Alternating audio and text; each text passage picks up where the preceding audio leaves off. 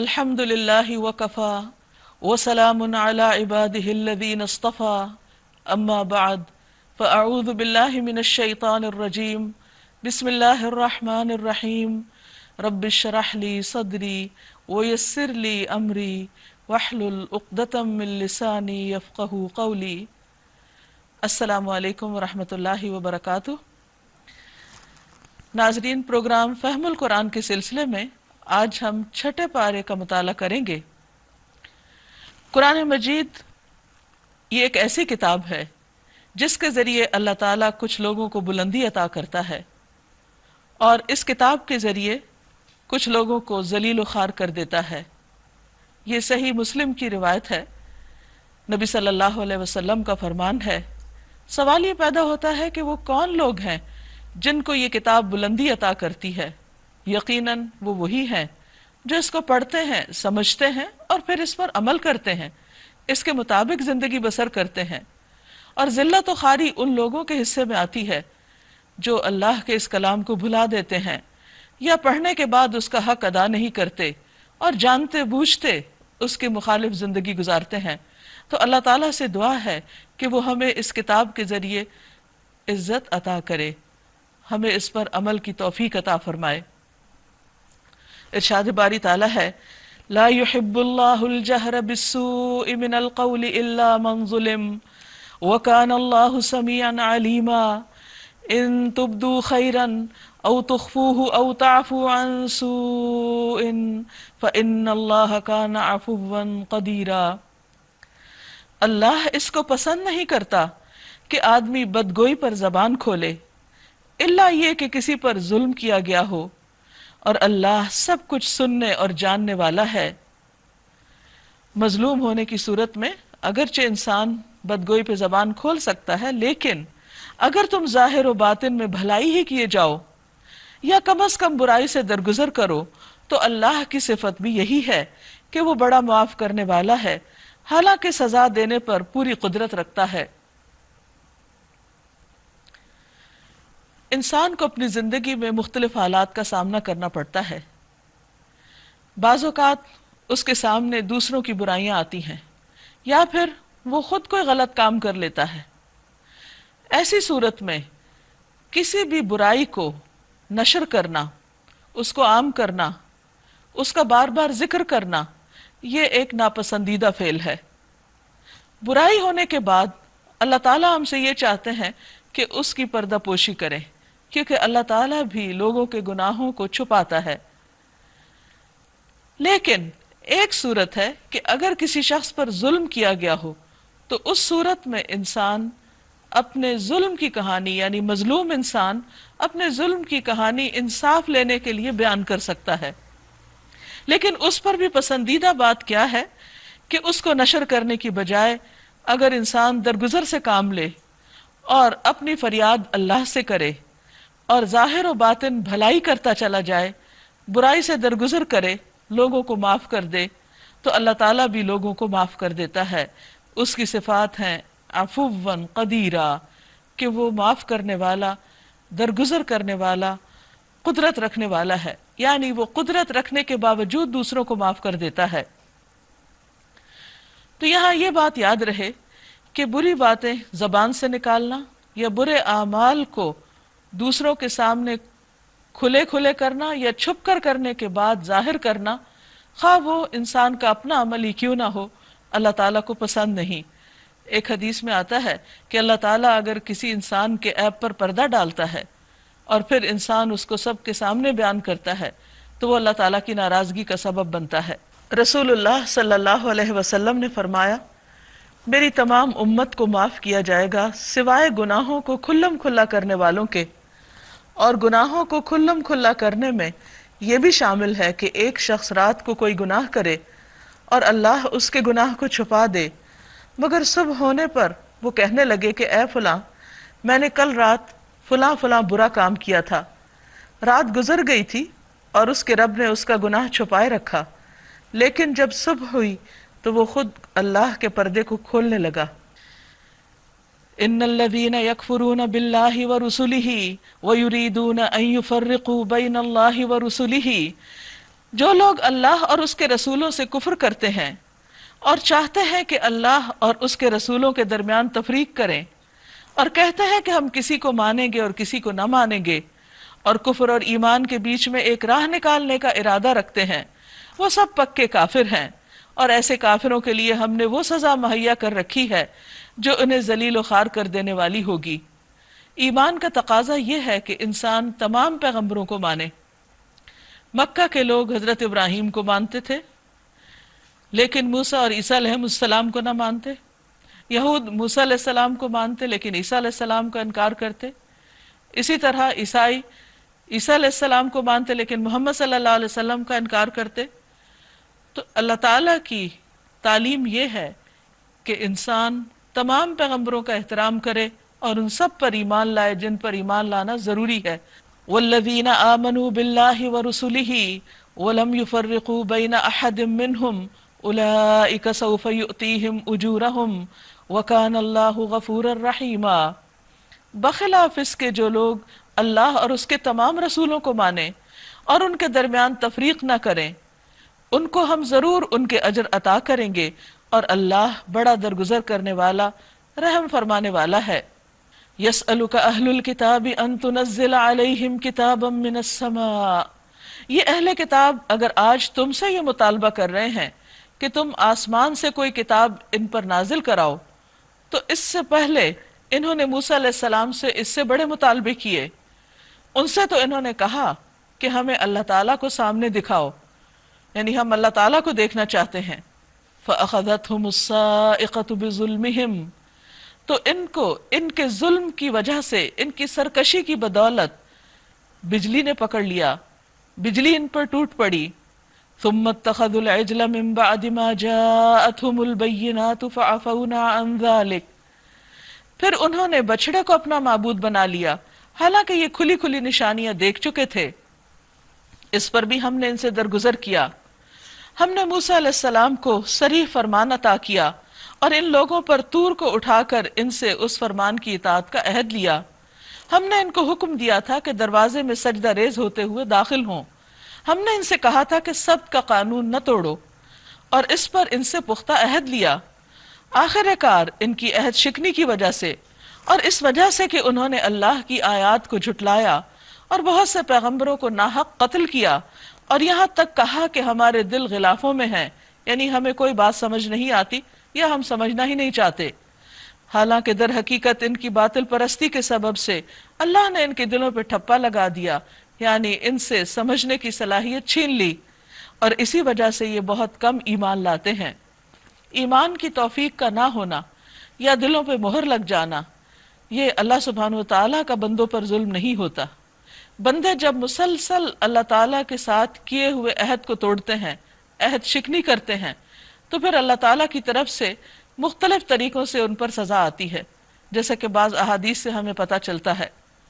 اور سب سے بڑی سزا جو کسی انسان کو ملتی ہے اللہ تعالیٰ کی بات نہ ماننے پر، وہ ہے ہدایت کی توفیق کا چھننا، بے حسی کا طاری ہونا، حق کو قبول کرنے کی صلاحیت ختم ہو جانا، دل کا ایسا بے حس ہونا کہ نہ کوئی ڈراوا اس پہ اثر کرے اور نہ ہی کسی قسم کی کوئی ترغیب اس کو ہدایت کی طرف لا سکے۔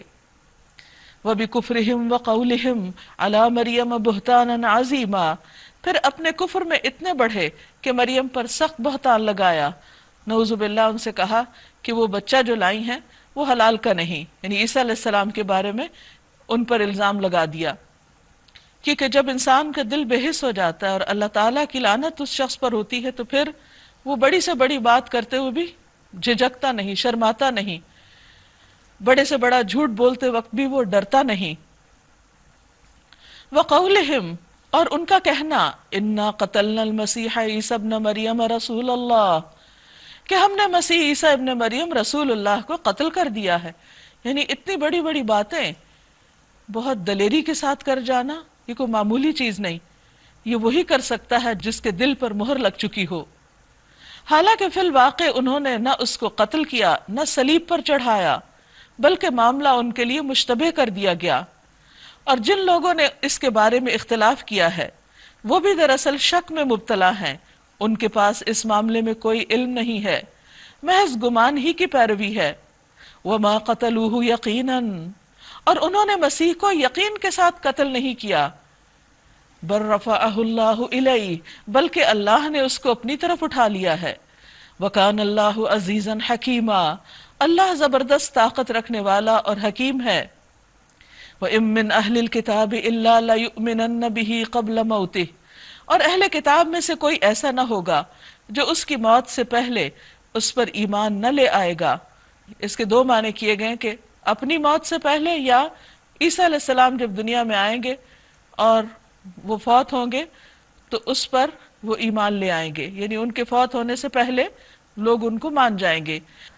رسول اللہ صلی اللہ علیہ وسلم نے فرمایا اللہ عیسیٰ ابن مریم کو بھیجے گا، یعنی یہ نزول عیسیٰ کیسا ہوگا۔ رسول اللہ صلی اللہ علیہ وسلم نے فرمایا اللہ تعالیٰ عیسیٰ ابن مریم کو بھیجے گا اور سفید مینار پر دمشق کے مشرق کی جانب وہ اتریں گے۔ وہ زرد رنگ کے کپڑے پہنے ہوئے اپنے دونوں ہاتھ فرشتوں کے بازو پر رکھے ہوں گے۔ وَيَوْمَ الْقِيَامَةِ يَكُونُ عَلَيْهِمْ شَهِيدًا، اور قیامت کے روز وہ ان پر گواہی دے گا۔ یعنی یہود اور نصارہ نے عیسیٰ علیہ السلام کے ساتھ اور اس پیغام کے ساتھ جو آپ لائے تھے، جو کچھ بھی وہ معاملہ کرتے رہے، اس کے بارے میں وہ اللہ تعالیٰ کی عدالت میں گواہی دیں گے، اور اس گواہی کی تفصیل آگے آئے گی۔ فَبِظُلْمٍ مِّنَ الَّذِينَ هَادُوا حَرَّمْنَا عَلَيْهِمْ طَيِّبَاتٍ أُحِلَّتْ لَهُمْ، غرض ان یہودی بن جانے والوں کے اسی ظالمانہ رویے کی بنا پر، اور اس بنا پر کہ یہ بکثرت اللہ کے راستے سے روکتے ہیں اور سود لیتے ہیں جس سے انہیں منع کیا گیا تھا، اور لوگوں کے مال ناجائز طریقوں سے کھاتے ہیں، ہم نے بہت سی وہ پاک چیزیں ان پر حرام کر دی جو پہلے ان کے لیے حلال تھیں۔ یہ ایک اور سزا کی قسم ہے اللہ کی طرف سے اس قوم کے لیے جو اللہ کے عہد کی نافرمانی کرے اور عہد کرنے کے بعد توڑ دے، کیونکہ کوہ طور ان پر اٹھا کر ان سے عہد لیا گیا تھا کہ اللہ تعالیٰ نے جو کتاب ان کی طرف بھیجی ہے اور جو احکامات ان کو دیے گئے ہیں وہ ان کی پابندی کریں گے، اور انہوں نے اس وقت عہد کر لیا تھا، لیکن بعد میں پھر وہ اس سے پھر گئے، تو اس کے نتیجے میں ان پر اللہ تعالیٰ نے کچھ طیبات، پاکیزہ چیزیں جو پہلے حلال تھیں وہ ان کے لیے حرام کر دی۔ لیکن الراسخون فی العلم منہم والمؤمنون یؤمنون بما انزل الیک وما انزل من قبلک، مگر ان میں جو لوگ پختہ علم رکھنے والے ہیں اور ایماندار ہیں وہ سب اس تعلیم پر ایمان لاتے ہیں جو تمہاری طرف نازل کی گئی ہے، یعنی وہ سب ایک جیسے نہیں، جو درست طریقہ رکھنے والے ہیں، ایمان والے ہیں، وہ آپ پر بھی ایمان لاتے ہیں، اور جو تم سے پہلے نازل کی گئی تھی اس پر بھی ایمان لاتے ہیں۔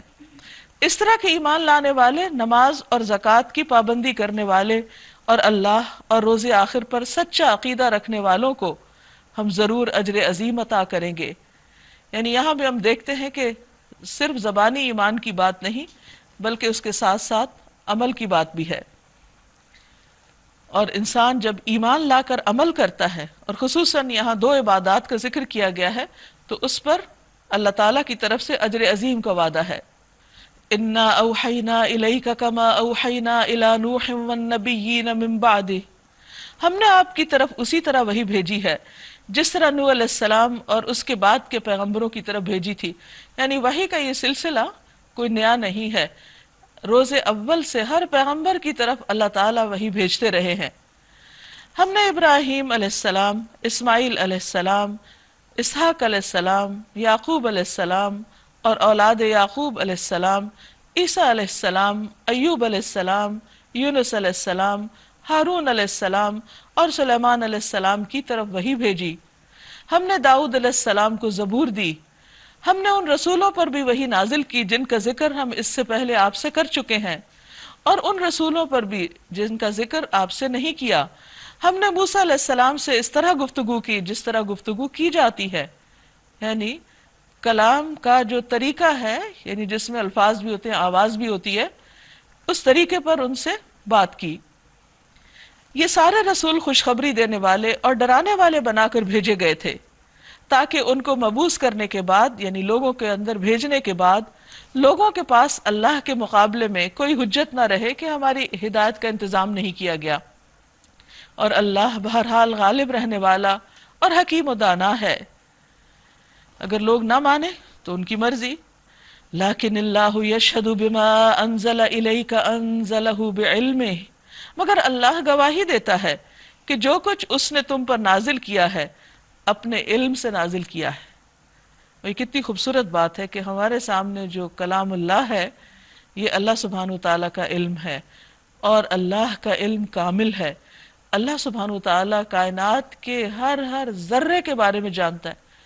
ان اللہ لا یخفی علیہ شیء فی الارض ولا فی السماء، اللہ تعالیٰ پر نہ زمین میں اور نہ آسمان میں کہیں کوئی چیز چھپی ہوئی ہے ہی نہیں، سب اس کے سامنے عیاں۔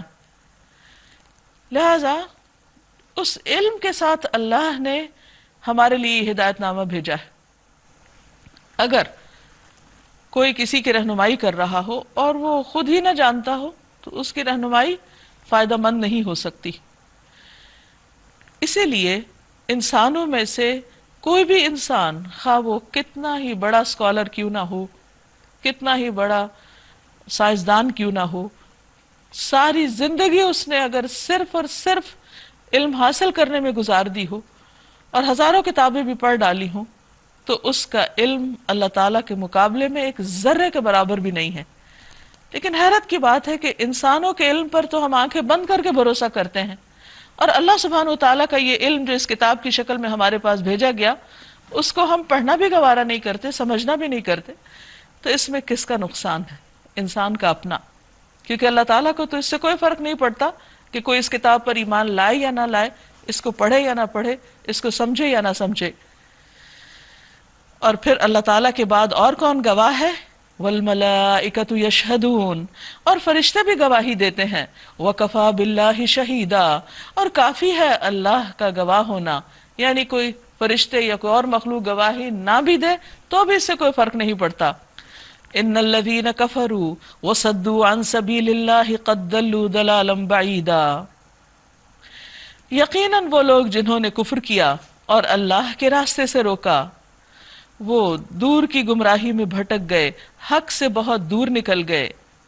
ان الذین کفروا وظلموا لم یکن اللہ لیغفر لهم ولا لیہدیہم طریقا الا طریق جہنم خالدین فیہا ابدا وکان ذلک علی اللہ یسیرا۔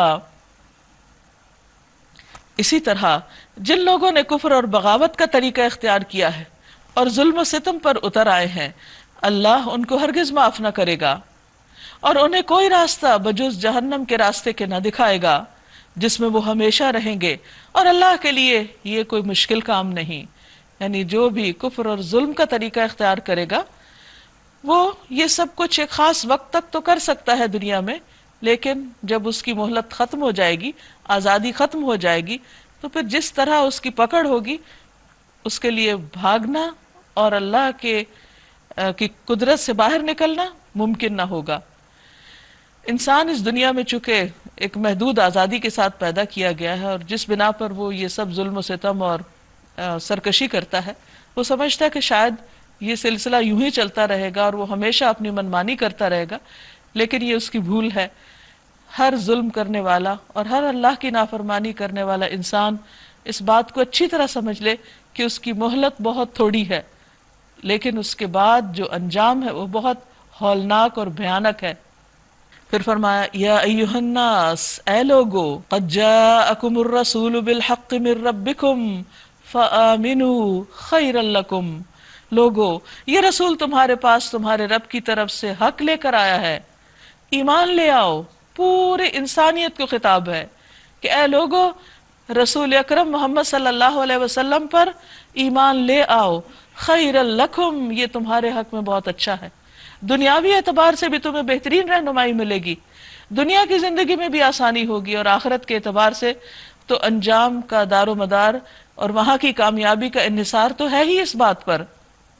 وَإِن تَكْفُرُوا، اور اگر تم کفر کرتے ہو، فَإِنَّ لِلَّهِ مَا فِي السَّمَاوَاتِ وَالْأَرْضِ، تو بے شک اللہ کے لیے ہے جو بھی آسمانوں اور زمین میں ہے، وَكَانَ اللَّهُ عَلِيمًا حَكِيمًا، اور اللہ خوب جاننے والا، حکمت والا ہے۔ یعنی اللہ تعالیٰ کو تمہارے انکار سے کوئی فرق نہیں پڑتا، اللہ تعالیٰ تو آسمان و زمین کا مالک اور بادشاہ ہے۔ آپ دیکھیے کہ دنیا میں اگر کوئی شخص تھوڑی سی زمین کا، مثلا زرعی زمین کا یا چند گھروں کا مالک ہو جاتا ہے تو وہ کہیں پھولا نہیں سماتا، تکبر پر اتر آتا ہے، اور دوسرے لوگ بھی اس سے مروب ہونے لگتے کہ اچھا فلاں کی اتنی پراپرٹی ہے، ہر ملک میں ایک گھر ہے، ہر جگہ پر فلاں اور فلاں قسم کی دولت ہے اس کے پاس. لیکن اللہ سبحانہ وتعالی، ساری زمین اس کی، آسمان اس کا، سارے ستارے اور سیارے اس کے، ان میں جو کچھ ہے وہ سب اس کا. کیا تم اس کی قدر نہ پہچانو گے؟ کیا تم اس کے آگے نہیں جھکو گے؟ اس کی ملکیت پہ تمہاری نظر نہیں کہ وہ کتنی بڑی ہستی ہے؟ کیا اس کی بات نہیں مانو گے؟ اگر تم مانتے ہو تو تمہارے حق میں بہتر ہے، نہیں مانتے تو اللہ کو کوئی پرواہ نہیں، وہ بے نیاز ہے. پھر اہل کتاب کو خطاب ہے، یا اہل الکتاب لا تغلوا فی دینکم، اے اہل کتاب اپنے دین میں غلو نہ کرو. غلو کہتے ہیں کسی بھی چیز کی حمایت میں، اس کی تائید میں حد سے بڑھ جانا، اور کسی کو اس کے مقام سے اوپر لے جانا، یعنی کسی رسول کو خدا بنا دینا یا کسی عام انسان کو رسول سے بڑا درجہ دے دینا. تو اہل کتاب سے کہا جا رہا ہے کہ ایسے نہ کرو. اور اسی طرح کسی کو اس کے مقام سے گھٹانا جو ہے، یہ بھی بہت بڑی زیادتی ہے. اب مسیح علیہ السلام کے بارے میں یہود نے کیا طریقہ اختیار کیا کہ ان کا انکار ہی کر دیا، اور ان پر اور ان کی والدہ پر الزام لگا دیا، جبکہ نصارہ نے ان کے بارے میں غلو یہ کیا کہ ان کو ان کے مقام سے آگے بڑھا کر اللہ کا بیٹا، اور بعض نے تو خود خدا ہی بنا ڈالا. تو یہ حق سے ہٹنا ہے، راہ راست سے ہٹنا ہے. نبی صلی اللہ علیہ وسلم نے فرمایا، دین میں غلو سے بچو، کیونکہ تم سے پہلے لوگ دین میں غلو کی وجہ سے ہلاک ہو گئے تھے. تو اس سے منع کیا جا رہا ہے. رسول اللہ صلی اللہ علیہ وسلم نے فرمایا، اے لوگو تقوی اختیار کرو، کہیں ایسا نہ ہو کہ شیطان تمہیں اغوا کر لے. میں محمد بن عبداللہ ہوں، اللہ کا بندہ اور اس کا رسول ہوں. اللہ کی قسم میں نہیں چاہتا کہ تم لوگ مجھے میرے اس مقام سے بلند کر دو جو اللہ نے میرے لیے مقرر کیا ہے، اور اللہ کی طرف حق کے سوا کوئی بات منسوب نہ کرو. انما المسیح عیسی ابن مریم رسول اللہ وکلمتہ، بے شک مسیح عیسیٰ ابن مریم اللہ کے رسول ہیں، وکلمتہ، اور اس کا کلمہ، اس کا فرمان، اس کا حکم جو مریم علیہ السلام کی طرف اللہ تعالیٰ نے بھیجا کہ ان سے بن باپ کے عیسیٰ علیہ السلام پیدا ہوں گے. القاہا الی مریم، جو مریم کی طرف ڈالا گیا، وروح من، اور ایک روح اس کی طرف سے، یعنی اللہ کی طرف سے. یہ عیسیٰ علیہ السلام کو عزت عطا کرنے کے لیے کہا جا رہا ہے، ان کے خاص مقام کو واضح کرنے کے لیے. تو حکم کیا ہے؟ فآمنوا باللہ ورسلہ، تم اللہ اور اس کے رسولوں پر ایمان لے آؤ. ولا تقولوا ثلاثہ، مت کہو کہ تین ہیں. انتہوا، رک جاؤ. خیر لکم، تمہارے ہی حق میں اچھا ہے، کیونکہ سچائی تو اپنی جگہ برقرار ہے. اگر کوئی انسان اس کو نہیں مانتا تو وہ اپنا ہی نقصان کرتا ہے، کیونکہ جب کسی سچ کو دیکھ لینے کے بعد، جان لینے کے بعد انسان اس کا انکار کرتا ہے تو دراصل خود کو دھوکہ دے رہا ہوتا ہے، اور یہیں سے اس کا راستہ غلط ہو جاتا ہے. انما اللہ الہ واحد، بے شک اللہ ایک الہ ہے، الہ برحق، معبود برحق، اس کے ساتھ کسی اور کو شریک نہ کرو. سبحانہ، پاک ہے وہ، ان یکون لہ ولد، کہ اس کا کوئی بیٹا ہو، اس کا کوئی بچہ ہو، اس کو اس کی ضرورت نہیں. انسانوں کو اپنی نسل بڑھانے کی فکر ہوتی ہے، ضرورت ہوتی ہے، کیونکہ وہ خود کمزور ہوتے ہیں، انہیں دنیا سے جانا ہوتا ہے، تو وہ چاہتے ہیں کہ ان کے بعد ان کے مال و متاع کی حفاظت کرنے والا اور اس کو آگے لے کے بڑھنے والا یا ان کا نام روشن کرنے والا کوئی ان کا وارث ہو. اللہ سبحانہ وتعالیٰ کو تو ایسی کوئی کمزوری لاحق نہیں، اور اللہ تعالیٰ ہمیشہ سے ہے اور ہمیشہ رہیں گے، لہٰذا اس کو تو اولاد کی ضرورت ہی نہیں. لہو ما فی السماوات و ما فی الارض، وہ صرف ایک بیٹے کا کیا کرے گا، آسمان و زمین سبھی کچھ اس کا ہے. وکفا باللہ وکیلا، اور اللہ کا وکیل ہونا کافی ہے. لن یستنکف المسیح ان یکون عبدا للہ ولا الملائکۃ المقربون، مسیح علیہ السلام نے کبھی اس بات کو عار نہیں سمجھا کہ وہ اللہ کا ایک بندہ ہوں، یعنی انہوں نے اللہ کا بندہ ہونے کو اپنی شان کے خلاف نہیں سمجھا، اور نہ مقرب ترین فرشتے اس کو اپنے لیے آر سمجھتے ہیں کہ وہ اللہ کے بندے ہوں، بلکہ وہ اس کو اپنے لیے عزت کا مقام سمجھتے ہیں کہ اللہ نے ہمیں اپنی بندگی کے لیے پیدا کیا۔ اگر کوئی اللہ کی بندگی کو اپنے لیے آر سمجھتا ہے، یعنی عبادت نہیں کرنا چاہتا، یہ عبادت کے لیے نہیں جھکتا اور تکبر کرتا ہے، تو ایک وقت آئے گا جب اللہ سب کو گھیر کر اپنے سامنے حاضر کرے گا۔ اس وقت وہ لوگ جنہوں نے ایمان لا کر نیک طرز عمل اختیار کیا ہے اپنے اجر پورے پورے پائیں گے، اور اللہ اپنے فضل سے ان کو مزید اجر عطا فرمائے گا۔ یہ اللہ کی رحمت، یعنی صرف انسان کے کیے پر ہی اس کو اجر نہیں، بلکہ جو اس نے نہیں بھی کیا تو خاص انعام کے طور پر اپنی طرف سے اپنی رحمت کے ساتھ مزید عطا فرمائے گا۔ اس کے برعکس جن لوگوں نے بندگی کو آر سمجھا، یعنی اللہ کے سامنے نہیں جھکے، اللہ کی بات نہیں مانی، اس کی عبادت نہیں کی اور تکبر کیا، اور تکبر کہتے ہیں حق کے انکار کو اور لوگوں کو چھوٹا سمجھنا، حقیر سمجھنا خود سے، ان کو اللہ دردناک سزا دے گا۔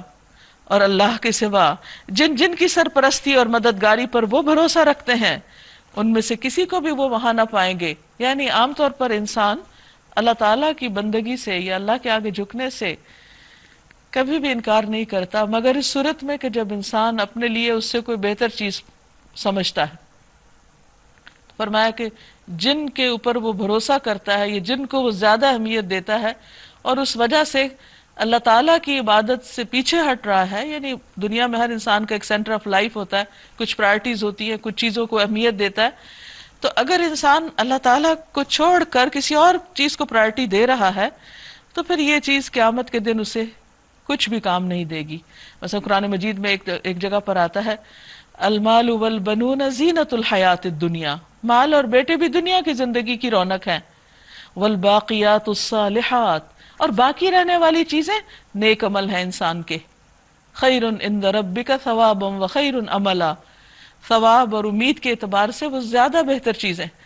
تو جب انسان اللہ کو چھوڑ کر کسی بھی چیز میں کھو جاتا ہے یا کسی بھی چیز کو اپنا سہارا سمجھ لیتا ہے، یا اللہ تعالیٰ کی عبادت کے لیے انسان کے اندر جو ایک ضرورت اور ایک تڑپ ہے، اس ویکیوم کو وہ کسی اور چیز کے ساتھ پر کرنے کی کوشش کرتا ہے، تو الٹیمیٹلی اللہ کے ہاں جا کر اس کو وہ چیز فائدہ نہ دے گی۔ یعنی دنیا میں اگر کوئی چیز وقتی طور پہ اس کو لگ بھی رہی ہے کہ اس کو بہت اس سے خوشی ملتی ہے یا سکون ملتا ہے، لیکن اللہ کے ہاں جا کر ایسی کوئی چیز انسان کا سہارا نہیں بنے گی۔ یا ایہا الناس، اب سب انسانوں سے خطاب ہے، اے لوگو، قد جاءکم برہان من ربکم، لوگو تمہارے پاس تمہارے رب کی طرف سے دلیل روشن آ گئی ہے، اور ہم نے تمہاری طرف ایسی روشنی بھیج دی ہے جو تمہیں صاف صاف راستہ دکھانے والی ہے۔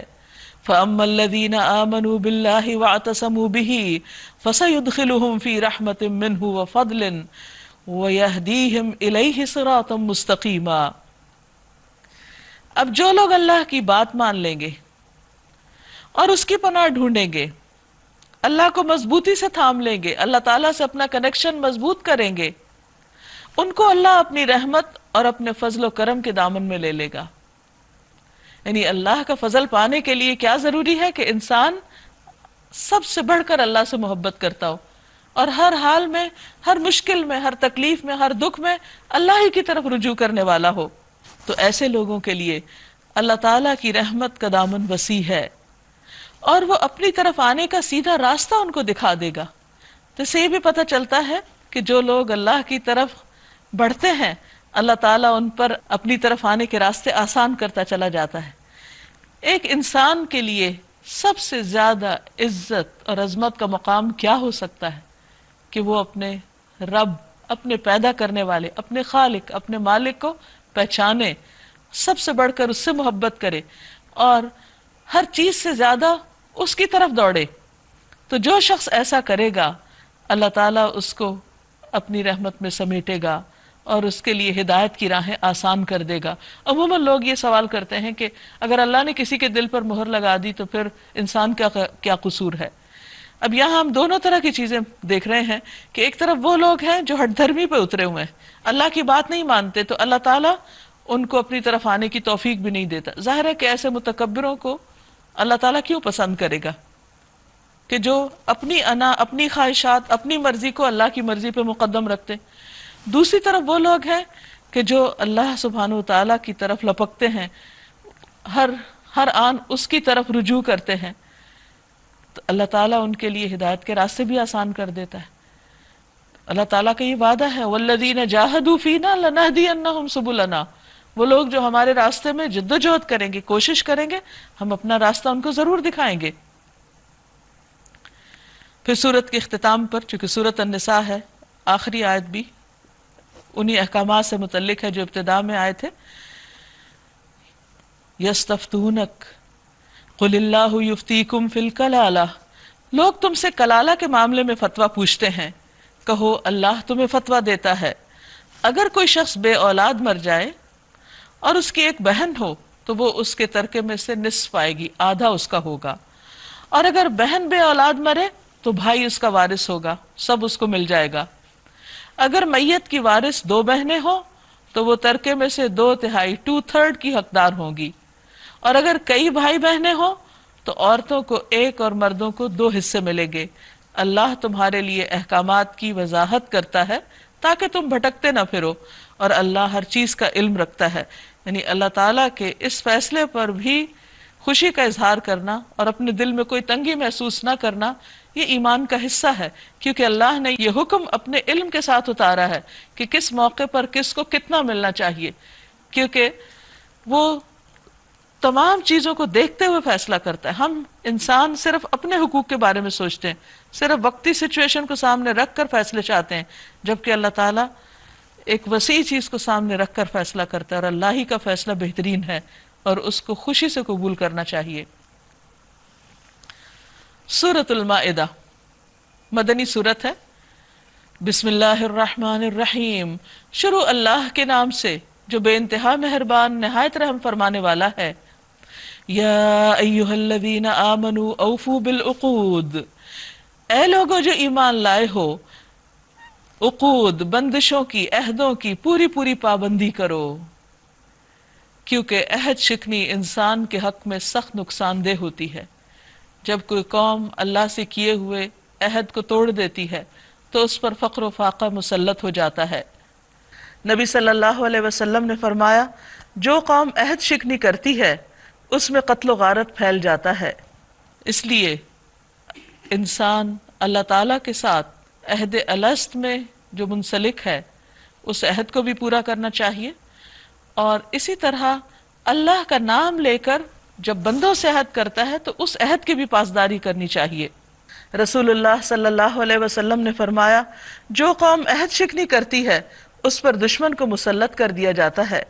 احلت لکم بہیمۃ الانعام الا ما یتلی علیکم، تمہارے لیے مویشی قسم کے سب جانور حلال کیے گئے، بھیڑ، بکری، گائے، اونٹ، سوائے ان کے جو آگے چل کر تم کو بتائے جائیں گے، لیکن احرام کی حالت میں شکار کو اپنے لیے حلال نہ کر لو، کیونکہ احرام ایک خاص سٹیٹ ہے، اللہ کے گھر جانے کے لیے ایک خاص یونیفارم ہے، یا ایک خاص ڈریس ہے، یا ایک خاص حالت ہے انسان کی جس میں انسان اللہ کے گھر جانے کا ارادہ کرتا ہے۔ تو اس موقع پر کچھ پابندیاں جو عائد کی گئی ہیں ان کی نگرانی کرنی چاہیے اور ان کو نبھانا چاہیے، اور اس میں سے ایک پابندی کیا ہے کہ احرام کی حالت میں شکار نہ کیا جائے، جو کہ عام حالات میں حلال ہے۔ جیسے روزے کی حالت میں حلال کھانا منع کر دیا جاتا ہے، اسی طرح احرام کی حالت میں کچھ مخصوص کام منع کر دیے جاتے ہیں کہ وہ نہیں کرو۔ اور اس میں اصل حکمت کیا ہے؟ اللہ کی اطاعت، یعنی ایک اطاعت کا ٹیسٹ ہوتا ہے کہ بندہ اللہ کی بات مانتا ہے یا نہیں مانتا۔ ان اللہ یحکم ما یرید، اگر کوئی کہے کہ ایسا کیوں، تو جواب یہ ہے کہ بے شک اللہ جو چاہتا ہے حکم دیتا ہے۔ انسان کون ہے جو کہے کہ کیوں حکم دیا؟ ہاں، اگر کسی چیز کی حکمت سمجھنا چاہتا ہے تو ضرور سمجھے، مگر اعتراض کے لیے نہیں، کیونکہ واللہ یعلم وانتم لا تعلمون، اللہ جانتا ہے اور تم نہیں جانتے۔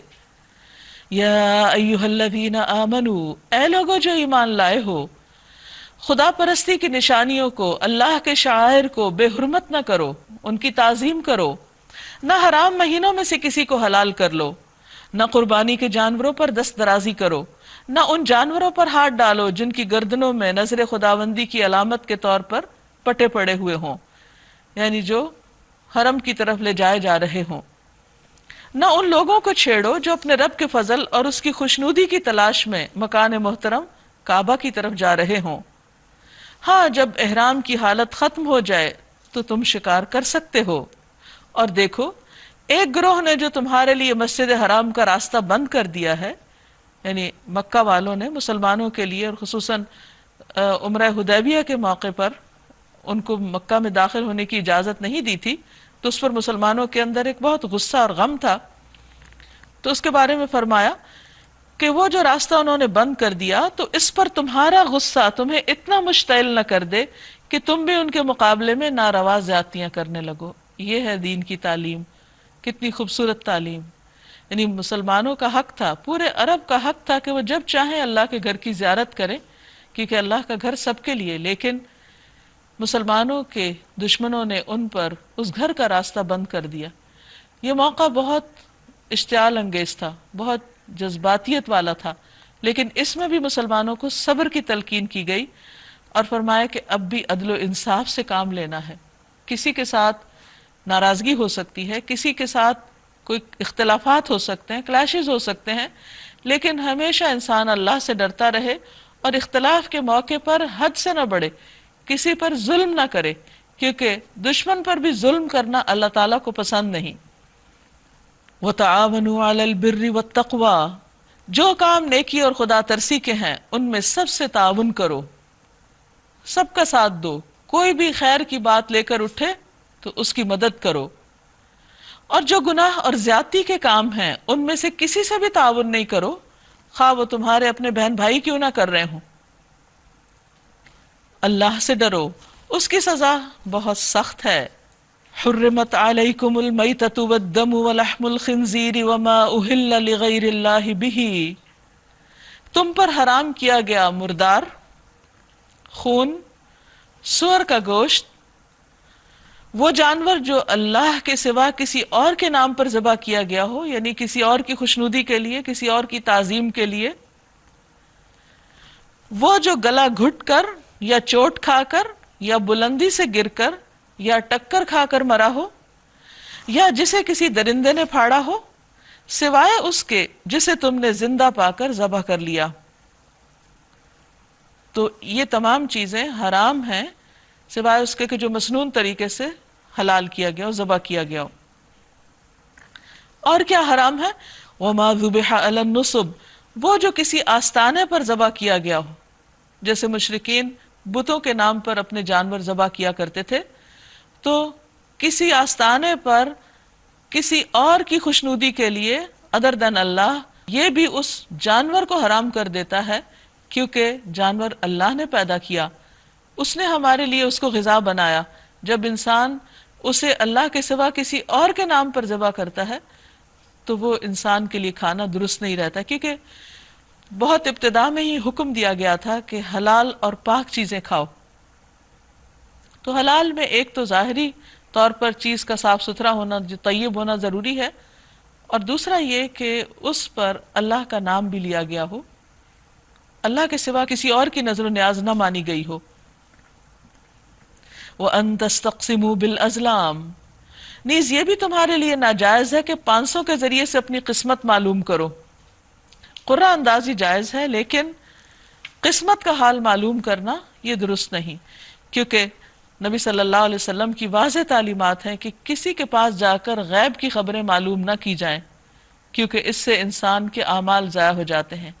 ایک حدیث میں آتا ہے کہ وہ شخص شریعت محمدی کا انکار کرتا ہے جو کسی کاہن کے پاس جا کر غیب کی خبریں معلوم کرتا ہے۔ ذالکم فسق، یہ سب اعمال فسق ہیں، نافرمانی ہے، لہذا نافرمانی کے کاموں سے انسان کو بچنا چاہیے۔ الیوم یئس الذین کفروا من دینکم، آج کافروں کو تمہارے دین کی طرف سے پوری مایوسی ہو چکی ہے، یعنی جب یہ تمام چیزیں حلال حرام واضح کر دی گئیں تو ان کو پتہ چل گیا کہ اب یہ دین اور یہ طریقہ بالکل فرق ہے ان کے طریقے سے، لہٰذا تم ان سے نہ ڈرو بلکہ مجھ سے ڈرو۔ یعنی دین کے معاملے میں انسان کو بندوں سے نہیں، اللہ سے ڈرنا چاہیے، کیونکہ دین کی کوئی بھی چیز اس وقت قابل قبول ہے جب وہ خالصتاً اللہ کے لیے کی گئی ہو. وما امروا الا ليعبدوا الله مخلصین لہ الدین. انہیں حکم دیا گیا ہے کہ وہ دین کو اللہ کے لیے خالص کرتے ہوئے اس کی عبادت کریں. اور جانور ذبح کرنا یہ بھی عبادت ہی کا ایک حصہ ہے اگر وہ اللہ کے نام پر کیا جائے. آج میں نے تمہارا دین تمہارے لیے مکمل کر دیا. الیوم اکملت لکم دینکم واتممت علیکم نعمتی ورضیت لکم الاسلام دینا. آج میں نے تمہارے دین کو تمہارے لیے مکمل کر دیا، اپنی نعمت تم پر تمام کر دی، یعنی نعمت ہدایت، اور تمہارے لیے اسلام کو تمہارے دین کی حیثیت سے قبول کر لیا ہے. لہٰذا ہمیں بھی اس دین پر راضی ہو جانا چاہیے، مطمئن رہنا چاہیے، اور جو کچھ اس کے اندر ہے اس کی پابندی کرنی چاہیے، اور اس سے آگے خود ساختہ دین نہیں بنانا چاہیے.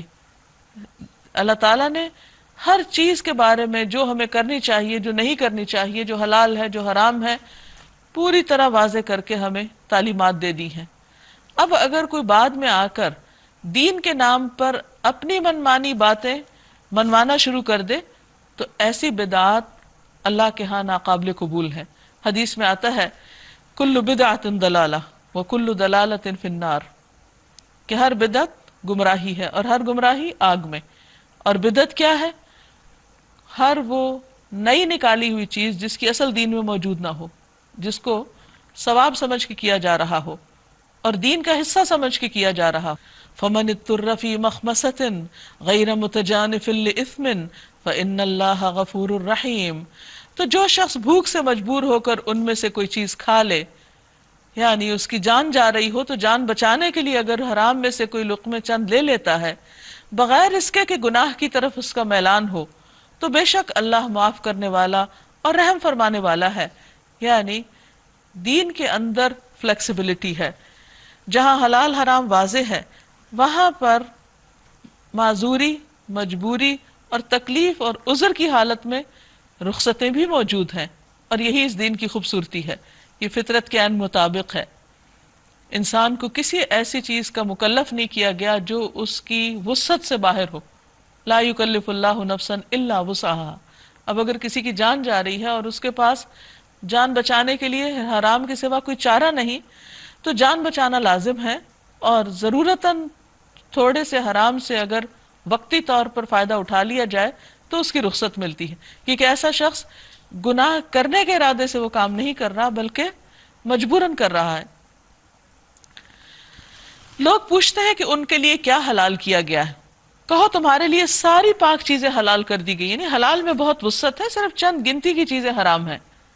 اور جن شکاری جانوروں کو تم نے سدھایا ہو، جن کو خدا کے دیے ہوئے علم کی بنا پر تم شکار کی تعلیم دیا کرتے ہو، وہ جس جانور کو تمہارے لیے پکڑ رکھے اس کو بھی تم کھا سکتے ہو، البتہ اس پر اللہ کا نام لے لو اور اللہ کا قانون توڑنے سے ڈرو. اللہ کو حساب لیتے کچھ دیر نہیں لگتی. الیوم احل لکم الطیبات، آج تمہارے لیے ساری پاک چیزیں حلال کر دی گئی ہیں. اہل کتاب کا کھانا تمہارے لیے حلال ہے، یعنی اگر وہ حلال ہو، یعنی حلال بالذات ہو، اور تمہارا کھانا ان کے لیے، اور محفوظ عورتیں بھی تمہارے لیے حلال ہیں، یعنی اہل کتاب کی پاک دامن عورتیں، خواہ وہ اہل ایمان کے گروہ سے ہوں یا ان قوموں میں سے جن کو تم سے پہلے کتاب دی گئی تھی، یعنی اہل کتاب میں سے. لیکن شرط کیا ہے؟ کب حلال ہوگی؟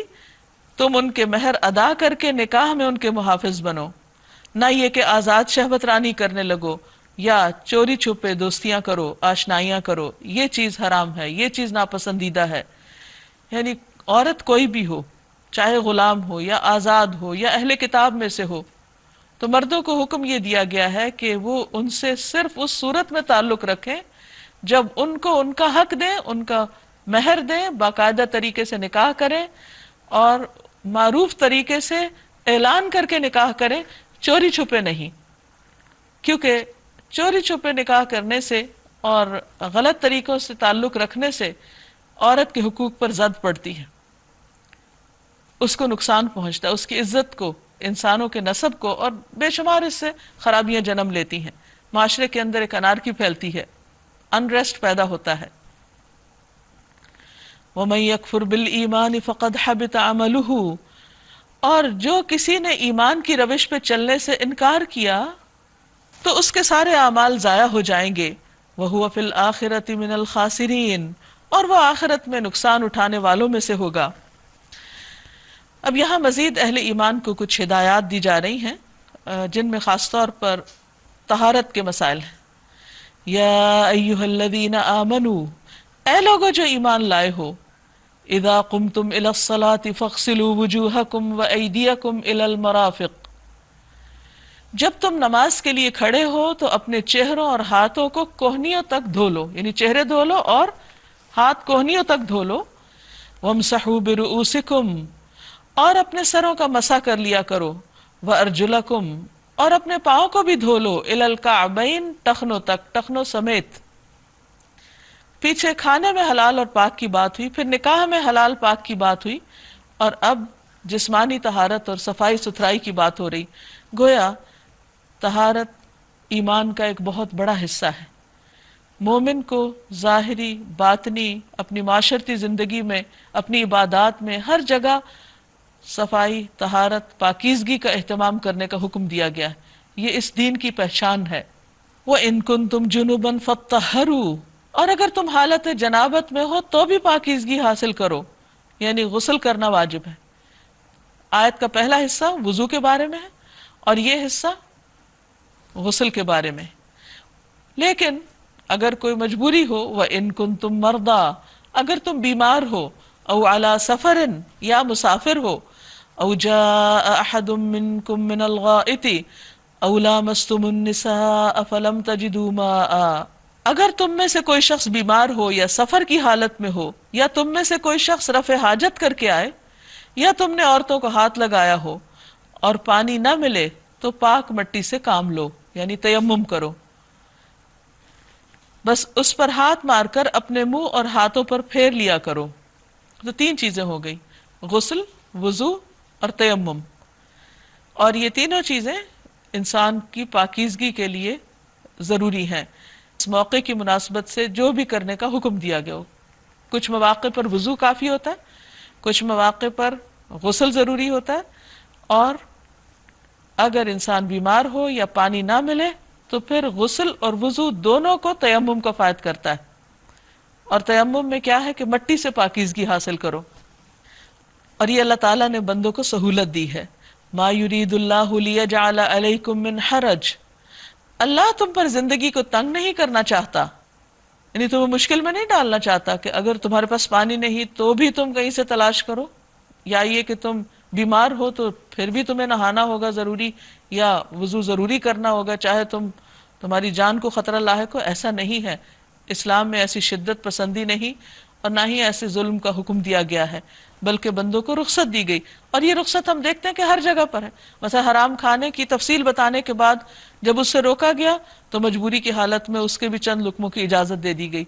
یہاں بھی اصل طریقے بتا دیے گئے اور پھر ایکسیپشنل کیسز میں رخصت کا پہلو بھی بتا دیا گیا. اور یہی ہمارے دین کا اعتدال اور خوبصورتی ہے کہ اس میں کوئی بھی ایسی چیز نہیں جو انسان کے بس سے باہر ہو یا انسان کے لیے مشکل کرتی ہو. اللہ تم پر زندگی کو تنگ نہیں کرنا چاہتا، مگر وہ چاہتا ہے کہ تمہیں پاک کر دے اور اپنی نعمت تم پر تمام کر دے، شاید کہ تم شکر گزار بنو. اللہ نے تم کو جو نعمت عطا کی ہے اس کا خیال رکھو، یعنی یہ یاد رہے کہ تم مسلمان ہو، اپنی اس آئیڈینٹی کو نہ بھولو، اور اس پختہ عہد و پیمان کو نہ بھولو جو اس نے تم سے لیا ہے، یعنی تمہارا یہ قول کہ ہم نے سنا اور اطاعت قبول کی. یعنی مومن کی شان یہی ہے کہ وہ اللہ کی بات سنے اور فوراً دل میں ارادہ کر لے کہ جو سنا ہے اب مجھے اس پر عمل بھی کرنا ہے. یہ نہ کہے کہ ہاں پتہ تو چل گیا لیکن جب عمل کی باری آئے گی دیکھی جائے گی. اللہ سے ڈرو کیونکہ وہ تمہارے دلوں کے حال بھی جانتا ہے کہ تم سوچتے کیا ہو. کس حکم کو سن کر تمہارے دل کی حالت کیا ہوتی ہے، تمہاری نیت کیا ہوتی ہے، تمہارا ارادہ کیا ہوتا ہے، اطاعت کا ہوتا ہے یا نافرمانی کا. اللہ دلوں کے راز تک جانتا ہے. ان اللہ علیم بذات الصدور، لہذا دل کی حالت کے بارے میں بھی اپنے رب سے ڈرو. یا ایھا الذین آمنوا، پھر ایمان والوں کو خطاب ہے، اے لوگو جو ایمان لے آئے ہو، اللہ کی خاطر راستی پر قائم رہنے والے اور انصاف کی گواہی دینے والے بنو، یعنی عدل و انصاف سے کام لو، کیونکہ عدل و انصاف کرنے والے اللہ کے محبوب ہیں، قیامت کے دن نور کے ممبروں پر ہوں گے۔ کسی گروہ کی دشمنی تم کو اتنا مشتعل نہ کر دے کہ انصاف سے پھر جاؤ، یعنی عام روزمرہ زندگی ہو یا پھر اجتماعی زندگی، قومی زندگی، کہیں پر بھی اختلاف ہو، عداوت ہو جائے کسی سے، تو بھی انسان کے لیے کیا لازم ہے کہ انصاف سے کام لے۔ کسی بھی گروہ، کسی بھی قوم، کسی بھی شخص کی دشمنی انسان کو اتنا مشتعل نہ کر دے، اتنا شدت پسند نہ بنا دے کہ وہ انصاف نہ کرے۔ عدل کرو، وہاں بھی انصاف سے کام لو، یہ خدا ترسی سے زیادہ مناسبت رکھتا ہے۔ ہوا اقرب للتقوی، یہ تقوی کے زیادہ قریب ہے۔ واتقوا اللہ، اور اللہ سے ڈرو۔ ان اللہ خبیر بما تعملون، بے شک اللہ خبر رکھتا ہے اس چیز کی جو بھی تم عمل کرتے ہو، تمہارے اعمال سب اللہ کی نظر میں ہیں۔ ظلم کرو گے، کسی پر زیادتی کرو گے، فتنہ فساد برپا کرو گے تو وہ بھی اللہ دیکھتا ہے۔ وعد اللہ الذین آمنوا وعملوا الصالحات، اللہ نے ان لوگوں سے جو ایمان لائے اور نیک کام کریں وعدہ کر رکھا ہے۔ کس چیز کا؟ لہم مغفرۃ و اجر عظیم، کہ ان کے لیے بخشش ہے اور بہت بڑا اجر۔ اور دوسری طرف والذین کفروا وکذبوا بآیاتنا، وہ لوگ جو کفر کریں اور ہماری آیات کو جھٹلا دیں، اولئک اصحاب الجحیم، یہی لوگ دوزخ میں جانے والے ہیں۔ اے لوگو جو ایمان لائے ہو، اللہ کے اس احسان کو یاد کرو جو اس نے ابھی حال ہی میں تم پر کیا، جبکہ ایک گروہ نے تم پر دست درازی کا ارادہ کر لیا تھا، مگر اللہ نے ان کے ہاتھ تم پر اٹھنے سے روک دیے۔ اللہ سے ڈر کر کام کرتے رہو، ایمان رکھنے والوں کو اللہ ہی پر بھروسہ کرنا چاہیے۔ اللہ نے بنی اسرائیل سے پختہ عہد دیا تھا اور ان میں 12 نقیب مقرر کیے۔ نقیب کا معنی ہوتا ہے نگرانی کرنے والا، تفتیش کرنے والا۔ تو بنی اسرائیل کے چونکہ 12 قبیلے تھے، اس لیے اللہ تعالیٰ نے ان کی ایک زبردست آرگنائزیشن کی اور ان میں سے ہر قبیلے کے اندر ایک الگ لیڈر مقرر کر دیا تاکہ وہ ان کے حالات کے اوپر نظر رکھیں اور ان کو دین کی تعلیم دیں اور ان کو بد عملی سے بچائیں، بد اخلاقی سے بچائیں۔ اور ان سے کہا کہ میں تمہارے ساتھ ہوں، اگر تم نے نماز قائم رکھی اور زکوٰۃ دی اور میرے رسولوں کو مانا اور ان کی مدد کی اور اپنے خدا کو اچھا قرض دیتے رہے، تو یقین رکھو کہ میں تمہاری برائیاں تم سے زائل کر دوں گا۔ تو یہ وہ اسباب ہیں جن کی بنا پر اللہ کی مدد آتی ہے، کہ انسان اپنی عبادات میں اچھا ہو اور اللہ کے راستے میں نکلے اور اللہ کی راہ میں خرچ کرے اللہ کے دین کی خاطر، تو اللہ تعالیٰ برائیوں کو بھی دور کر دیتے ہیں اور اپنی مدد سے نوازتے ہیں۔ اور پھر آخرت میں کیا انجام؟ وَلَأُدْخِلَنَّكُمْ جَنَّاتٍ، تم کو ایسے باغوں میں داخل کروں گا، تجری من تحتها الانہار، جن کے نیچے نہریں بہتی ہوں گی۔ فمن کفر بعد ذلك منکم فقد ضل سواء السبیل، مگر اس کے بعد جس نے تم میں سے کفر کی روش اختیار کی تو در حقیقت اس نے سواء السبیل گم کر دی، یعنی پھر وہ تباہی کے رستے میں بھٹک گیا۔ فبما نقضهم میثاقهم لعناهم وجعلنا قلوبهم قاسیہ، بس بوجہ اس کے کہ انہوں نے اپنے پختہ عہد کو توڑ ڈالا، ان کے عہد توڑنے کی وجہ سے لعناہم، ہم نے ان پر لعنت کی۔ چونکہ شروع میں اللہ سبحانہ وتعالیٰ نے سورت کے عہدوں کو، عقود کو، بندشوں کو نبھانے کا حکم دیا، تو یہاں پر خبردار کیا جا رہا ہے کہ جس قوم نے اللہ کے ساتھ کیے ہوئے عہد کو توڑا، پھر دیکھو اس کا انجام کیا ہوا، اللہ نے اس کو اپنی رحمت سے دور کر دیا، اور وجعلنا قلوبہم قاسیہ، ان کے دلوں کو ہم نے سخت کر دیا، یعنی ان پہ بے حسی طاری ہو گئی۔ اور جب کسی قوم پر زوال آتا ہے اور وہ اللہ کی رحمت سے دور ہوتی ہے تو پھر اس کے اندر بے حسی کا مرض عام ہو جاتا ہے، وہ بڑے بڑے جرم دیکھتی ہے اور وہ ٹس سے مس نہیں ہوتی، وہ خیر اور بھلائی کے کاموں میں آگے نہیں بڑھتی، وہ برائیوں سے نہیں روکتی۔ یحرفون الکلم عن مواضعہ، اور اس سے آگے بڑھ کر اللہ کے کلام کے ساتھ کھیلنے لگتی، کہ وہ اللہ کے کلام کو اس کی اصل جگہ سے ہٹا دیتے ہیں، اس سے پھیر دیتے ہیں، یعنی الفاظ کا الٹ پھیر کر کے بات کو کہیں سے کہیں لے جاتے ہیں۔ وَنَسُوا حَظًّا مِمَّا ذُكِّرُوا بِهِ، اور جو تعلیم انہیں دی گئی تھی اس کا بڑا حصہ بھول چکے ہیں۔ یہ سب کچھ ہوتا کیوں ہے؟ جب انسان اللہ کی طرف سے آئی ہوئی ہدایت سے تعلق نہیں رکھتا اور اس کو بھلا دیتا ہے، پس پش ڈال دیتا ہے۔ اور آئے دن تمہیں ان کی کسی نہ کسی خیانت کا پتہ چلتا رہتا ہے، ان میں سے بہت کم لوگ اس عیب سے بچے ہوئے ہیں۔ بس جب یہ اس حال کو پہنچ چکے ہیں تو جو بھی کریں پھر ان سے توقع کی جا سکتی۔ فاعف عنہم واصفح، ایسے لوگوں کے ساتھ کیا معاملہ کیا جائے، کیا رویہ کیا جائے، یعنی اصلاح کی کوشش تو جاری رہے لیکن ان سے درگزر کیا جائے، ان کو معاف کر دیا جائے، ان سے چشم پوشی کی جائے۔ ان اللہ یحب المحسنین، بے شک اللہ محسنین سے محبت رکھتا ہے۔ یعنی بہت دفعہ ایسا ہوتا ہے کہ انسان دوسروں کی غلطیاں دیکھ رہا ہوتا ہے اور اس کو سمجھ آ رہی ہوتی ہے کہ وہ غلط کر رہے ہیں، لیکن یہ ممکن نہیں ہوتا کہ ہر وقت ہر غلطی پر دوسرے کو پکڑ لیا جائے اور ہر وقت ہر غلطی پر اس کو جھنجھوڑا جائے، کیونکہ جب دل سخت ہو جاتے ہیں تو بار بار کے احساس دلانے سے بھی لوگوں کو بات سمجھ نہیں آتی۔ تو ایسی صورت میں پھر انسان اپنے مقصد سے ہٹنے لگتا ہے، کیونکہ اگر آپ لوگوں کی ہر بات پہ الجھ جائیں، ہر بات پر ایک طوفان کھڑا کر دیں، تو نتیجہ کیا ہوگا؟ آپ اپنا کام کبھی بھی نہیں کر سکیں گے۔ تو بہت دفعہ ایسی صورتحال میں کہ جب ہٹ دھرم لوگ آپ کے آس پاس ہوں تو پھر ان سے آپ چشم پوشی کریں، اگنور کر دیں۔ ایسا کرنا ہوتا تو بہت مشکل ہے لیکن یہ احسان کے درجے میں ہے۔ تو اللہ تعالیٰ محسنین سے محبت کرتا ہے۔ وَمِنَ الَّذِينَ قَالُوا إِنَّا نَصَارَى، اسی طرح ان لوگوں سے بھی ہم نے پختہ عہد لیا جنہوں نے کہا تھا کہ ہم نصارہ ہیں۔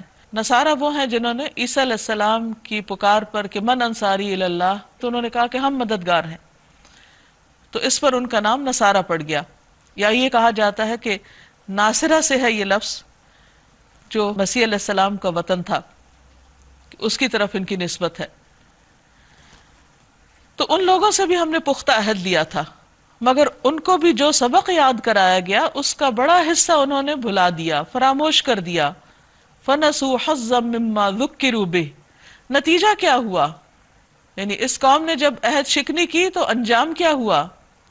فَأَغْرَيْنَا بَيْنَهُمُ الْعَدَاوَةَ وَالْبَغْضَاءَ إِلَى يَوْمِ الْقِيَامَةِ، ہم نے ان کے درمیان عداوت اور بغض ڈال دیا، یعنی ان کے درمیان آپس میں دشمنی اور بغض و عناد کا بیج بو دیا۔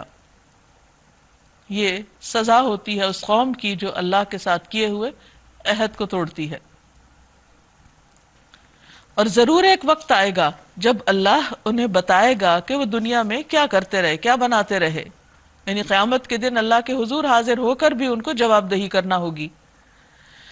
اے اہل کتاب، ہمارا رسول تمہارے پاس آ گیا ہے جو کتاب الہی کی بہت سی ان باتوں کو تمہارے سامنے کھول رہا ہے جن پر تم پردہ ڈالا کرتے تھے، یعنی جن کو تم نے چھپایا ہوا تھا، اور بہت سی باتوں سے درگزر بھی کر جاتا ہے، یعنی بعض خیانتیں تو کھول دی گئیں تمہاری اور بعض جن کی ضرورت نہیں تھی ان کو چھوڑ دیا گیا۔ قد جاءکم من اللہ نور و کتاب مبین، تمہارے پاس اللہ کی طرف سے روشنی آ گئی ہے اور ایک ایسی حق نما کتاب جس کے ذریعے سے اللہ ان لوگوں کو جو اس کی رضا کے طالب ہیں سلامتی کے طریقے بتاتا ہے۔ یعنی یہ کتاب قرآن مجید لوگوں کو اللہ کی رضامندی اور سلامتی کی راہوں پر لے جاتا ہے۔ وَيُخْرِجُهُم مِّنَ الظُّلُمَاتِ إِلَى النُّورِ، اور ان کو اپنے اذن سے اندھیروں سے نکال کر اجالے کی طرف لاتا ہے اور راہ راست کی طرف ان کی رہنمائی کرتا ہے۔ لَقَدْ كَفَرَ الَّذِينَ قَالُوا إِنَّ اللَّهَ هُوَ الْمَسِيحُ ابْنُ مریم، یقیناً کفر کیا ان لوگوں نے جنہوں نے کہا کہ مسیح ابن مریم ہی خدا ہے، یعنی مسیح علیہ السلام کو معبود بنا ڈالا۔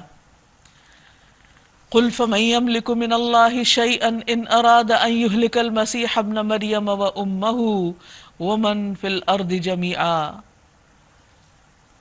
کہہ دیجئے اگر اللہ مسیح ابن مریم کو اور اس کی والدہ اور تمام زمین والوں کو ہلاک کر دینا چاہے تو کس کی مجال ہے کہ اس کو اس ارادے سے باز رکھے؟ اللہ تو زمین اور آسمانوں کا اور ان سب چیزوں کا مالک ہے جو زمین اور آسمانوں کے درمیان پائی جاتی ہیں، جو کچھ چاہتا ہے پیدا کرتا ہے اور اس کی قدرت ہر چیز پر حاوی ہے۔ لہذا جو رب اپنی مرضی کے ساتھ کسی بھی چیز کو پیدا کرتا ہے، اس کو ایک خاص رنگ، شکل، ذائقہ، خوشبو دی ہے، اس میں انسان اپنی مرضی سے تبدیلیاں نہیں کر سکتا، تو وہ رب کسی انسان کو کس انجام سے دوچار کرنا چاہتا ہے اس پر بھی وہ پوری طرح قادر ہے، اس کا بھی مالک ہے۔ وقالت الیہود والنصارى نحن ابناء اللہ واحباؤہ، یہود و نصارہ کہتے ہیں کہ ہم اللہ کے بیٹے ہیں اور اس کے چہیتے ہیں۔ ان سے پوچھو پھر وہ تمہارے گناہوں پر تمہیں سزا کیوں دیتا ہے؟ در حقیقت تم بھی ویسے ہی انسان ہو جیسے اور انسان اللہ نے پیدا کیے، وہ جسے چاہتا ہے معاف کرتا ہے، جسے چاہتا ہے سزا دیتا ہے۔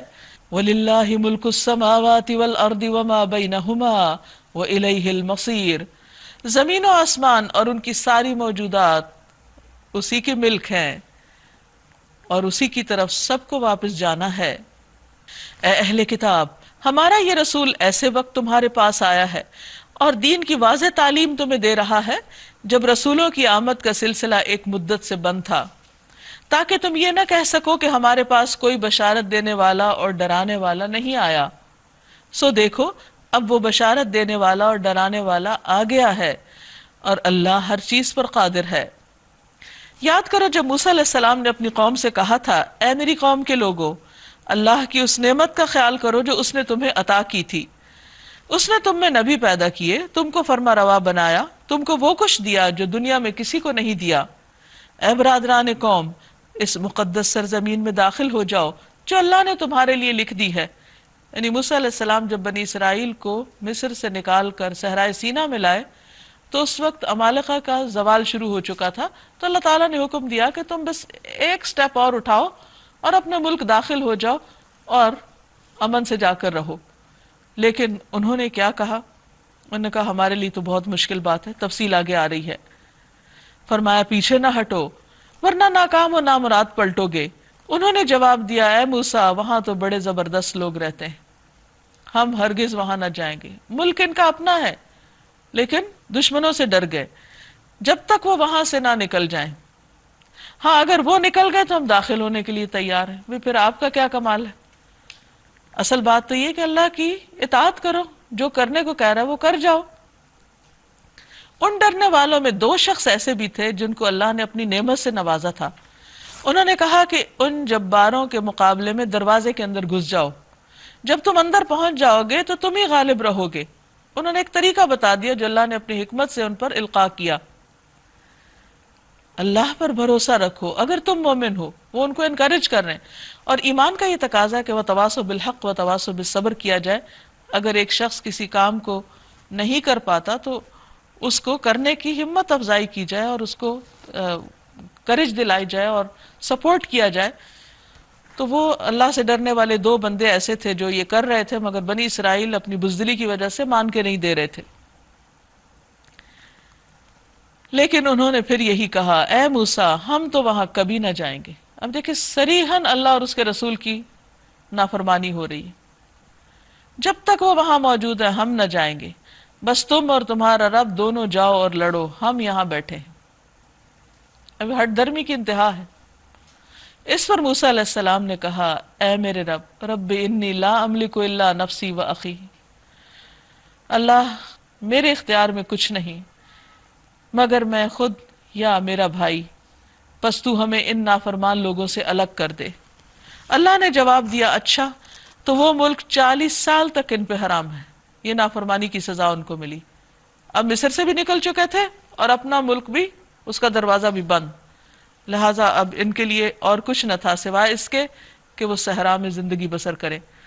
اب ہوا یہ کہ 40 سال تک ان کی نسل میں جو 20 سال کے اوپر کے جتنے لوگ تھے وہ سب ایلیمنیٹ ہو گئے، سب ختم ہو گئے، اور ایک نئی نسل پر کے تیار ہوئی جو 40 سال صحرا میں رہی، اور پھر یوشع بن نون کی قیادت میں ان لوگوں نے اپنا ملک فتح کیا۔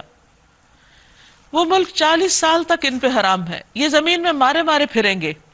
ان نافرمانوں کی حالت پر ہرگز ترس نہ کھاؤ، یعنی پھر ایسے ظالموں پر افسوس نہ کرو، کیونکہ یہ ان کے اپنے ہاتھوں کی کمائی ہے۔ وَاتْلُ عَلَيْهِمْ نَبَأَ ابْنَيْ آدَمَ بِالْحَقِّ، اور ذرا انہیں آدم کے دو بیٹوں کا قصہ بھی بے کم و کاس سنا دو، حابیل اور قابیل کا۔ حابیل حابیل بھیڑ بکریاں پالتا تھا اور قابیل زراعت کرتا تھا۔ حابیل نے اللہ کی راہ میں صدقہ کیا، قبول ہو گیا۔ قابیل نے جب کیا تو قبول نہیں ہوا۔ جب ان دونوں نے قربانی کی تو ان میں سے ایک کی قربانی قبول ہو گئی اور دوسرے کی نہ کی گئی۔ اس نے کہا میں تجھے مار ڈالوں گا۔ اس نے جواب دیا کہ یہ غصہ نہیں کرو، بلکہ سوچو کہ ایسا کیوں ہوا ہے کہ تمہاری قربانی قبول نہیں ہوئی۔ اللہ تو متقیوں ہی کی نظریں قبول کرتا ہے، یعنی اپنے حال کی اصلاح کرو، نہ کہ اللہ سے ناراضگی اور بھائی پر ناراضگی۔ اگر تو مجھے قتل کرنے کے لیے ہاتھ اٹھائے گا تو میں تجھے قتل کرنے کے لیے ہاتھ نہ اٹھاؤں گا، کیونکہ اگر دوسرا شخص بھی قتل کا ارادہ کر لے تو خواہ وہ مقتول بھی ہو اس کے لیے بھی سزا ہے۔ میں اللہ رب العالمین سے ڈرتا ہوں۔ یہ اللہ کا ڈر جو بندے کو برائی سے روک دیتا ہے عین غصے کے وقت بھی۔ میں چاہتا ہوں کہ میرا اور اپنا گناہ تو ہی سمیٹ لے، یہ سمجھانے کے لیے ایک طرح سے اس کو کہا، اور دوزخی بن کے رہے، یاد رکھو اگر تم نے ایسا کیا تو انجام ہولناک ہے۔ ظالموں کے ظلم کا یہی ٹھیک بدلہ ہے۔ آخر کار اس کے نفس نے اپنے بھائی کا قتل اس کے لیے آسان کر دیا اور وہ اسے مار کر ان لوگوں میں شامل ہو گیا جو نقصان اٹھانے والے ہیں، اور یہ پہلا قتل تھا جو اس زمین پر پیش آیا۔ فبعث اللہ غرابا یبحث فی الارض، پھر اللہ نے ایک کوا بھیجا جو زمین کھودنے لگا، کیونکہ اس سے پہلے کبھی کوئی فوت ہی نہیں ہوا تھا، انسان کو دفنانا ہی نہیں آتا تھا، تو اللہ تعالیٰ نے ایک کوے کے ذریعے دفن کرنے کی تعلیم دی تاکہ اسے بتائے کہ اپنے بھائی کی لاش کیسے چھپائے۔ یہ دیکھ کر وہ بولا افسوس مجھ پر، میں اس کوے جیسا بھی نہ ہو سکا کہ اپنے بھائی کی لاش چھپانے کی تدبیر نکال لیتا۔ یعنی میری ناسمجھی کی انتہا۔ اس کے بعد وہ اپنے کیے پر بہت پچھتایا، لیکن پچھتاوا کام نہ آیا۔ اسی وجہ سے بنی اسرائیل پر ہم نے یہ فرمان لکھ دیا تھا کہ جس نے کسی انسان کو خون کے بدلے یا زمین میں فساد پھیلانے کے سوا کسی اور وجہ سے قتل کیا، اس نے گویا تمام انسانوں کو قتل کر دیا۔ اور کہا یہ جاتا ہے کہ دنیا میں اب جتنے بھی قتل ہوتے ہیں ان کی سزا کا ایک حصہ قابیل کے حصے میں بھی جاتا ہے، کیونکہ سب سے پہلے اس نے یہ بری رسم ڈالی تھی۔ اور جس نے کسی انسان کی جان بچائی اس نے گویا تمام انسانوں کو زندگی بخش دی، مگر ان کا حال یہ ہے کہ ہمارے رسول پے در پے ان کے پاس کھلی کھلی ہدایات لے کر آئے، پھر بھی ان میں بکثرت لوگ زمین میں زیادتیاں کرنے والے ہیں۔ جو لوگ اللہ اور اس کے رسول سے لڑتے ہیں اور زمین میں اس لیے تگ و دو کرتے پھرتے ہیں کہ فساد برپا کریں، یعنی امن عامہ خراب کرتے ہیں، ان کی سزا یہ ہے کہ قتل کیے جائیں یا سولی چڑھائے جائیں یا ان کے ہاتھ اور پاؤں مخالف سمتوں سے کاٹ ڈالے جائیں یا وہ جلا وطن کر دیے جائیں۔ یعنی اگر کسی ملک کے اندر لوگ فتنہ فساد کریں تو یہ ان کی سزا بتائی جا رہی ہے، یا ان کے ہاتھ پاؤں مخالف سمتوں سے کاٹ ڈالے جائیں یا وہ جلا وطن کر دیے جائیں۔ یہ ذلت اور رسوائی تو ان کے لیے دنیا میں ہے اور آخرت میں ان کے لیے اس سے بڑی سزا ہے۔ مگر جو لوگ توبہ کر لیں اس سے پہلے کہ تم ان پر قابو پا جاؤ، تمہیں معلوم ہونا چاہیے کہ اللہ معاف کرنے والا اور رحم فرمانے والا ہے۔ یا ایھا الذین آمنوا اتقوا اللہ وابتغوا الیہ الوسیلہ وجاہدوا فی سبیلہ لعلکم تفلحون۔ اے لوگو جو ایمان لائے ہو، اللہ سے ڈرو اور اس کی جناب میں باریابی کا ذریعہ تلاش کرو۔ انسان کے لیے سب سے اعلیٰ ترین کام اللہ کا قرب حاصل کرنا ہے۔ یہ انسان کی سب سے بڑی تمنا ہونی چاہیے کہ اس کائنات کے مالک کے سب سے قریب ہو جائے۔ اس سے بڑا کوئی کام نہیں، اس کو راضی کر دے، اس سے بڑی کوئی سعادت نہیں۔ لیکن وہ کیسے راضی ہوتا ہے؟ جو انسان یہ چاہے گا پھر وہ ان کاموں کو تلاش کرے گا کہ میں کروں کیا کہ اپنے رب کو راضی کر دوں، اس کے لیے کیا ذریعہ، کیا طریقہ، کیا وسیلہ ہو۔ وابتغوا الیہ الوسیلہ، وہ وسیلہ، وہ طریقہ عمل صالح ہیں۔ وجاہدوا فی سبیلہ، اور اس کے راستے میں جد و جہد کرو، جہاد کرو، لعلکم تفلحون، تاکہ تمہیں کامیابی نصیب ہو جائے۔ یعنی جو اللہ کا قرب چاہے گا وہ امن چین سے نہیں بیٹھ سکے گا، پھر وہ سخت محنت کرے گا، سخت مشقت کرے گا، اللہ کو راضی کرنے والے کام کرے گا، ہر اس کام سے اس کو دلچسپی ہوگی جس سے اس کا رب اس سے خوش ہو جائے۔ خوب جان لو کہ جن لوگوں نے کفر کا رویہ اختیار کیا ہے، اگر ان کے قبضے میں ساری زمین کی دولت ہو اور اتنی ہی اس کے ساتھ اور اور وہ چاہیں کہ اسے فدیہ میں دے کر قیامت کے دن عذاب سے بچ جائیں، تب بھی وہ ان سے قبول نہ کی جائے گی اور انہیں دردناک سزا مل کر رہے گی۔ وہ چاہیں گے کہ دوزخ کی آگ سے نکل بھاگیں مگر نہ نکل سکیں گے، اور انہیں قائم رہنے والا عذاب دیا جائے گا۔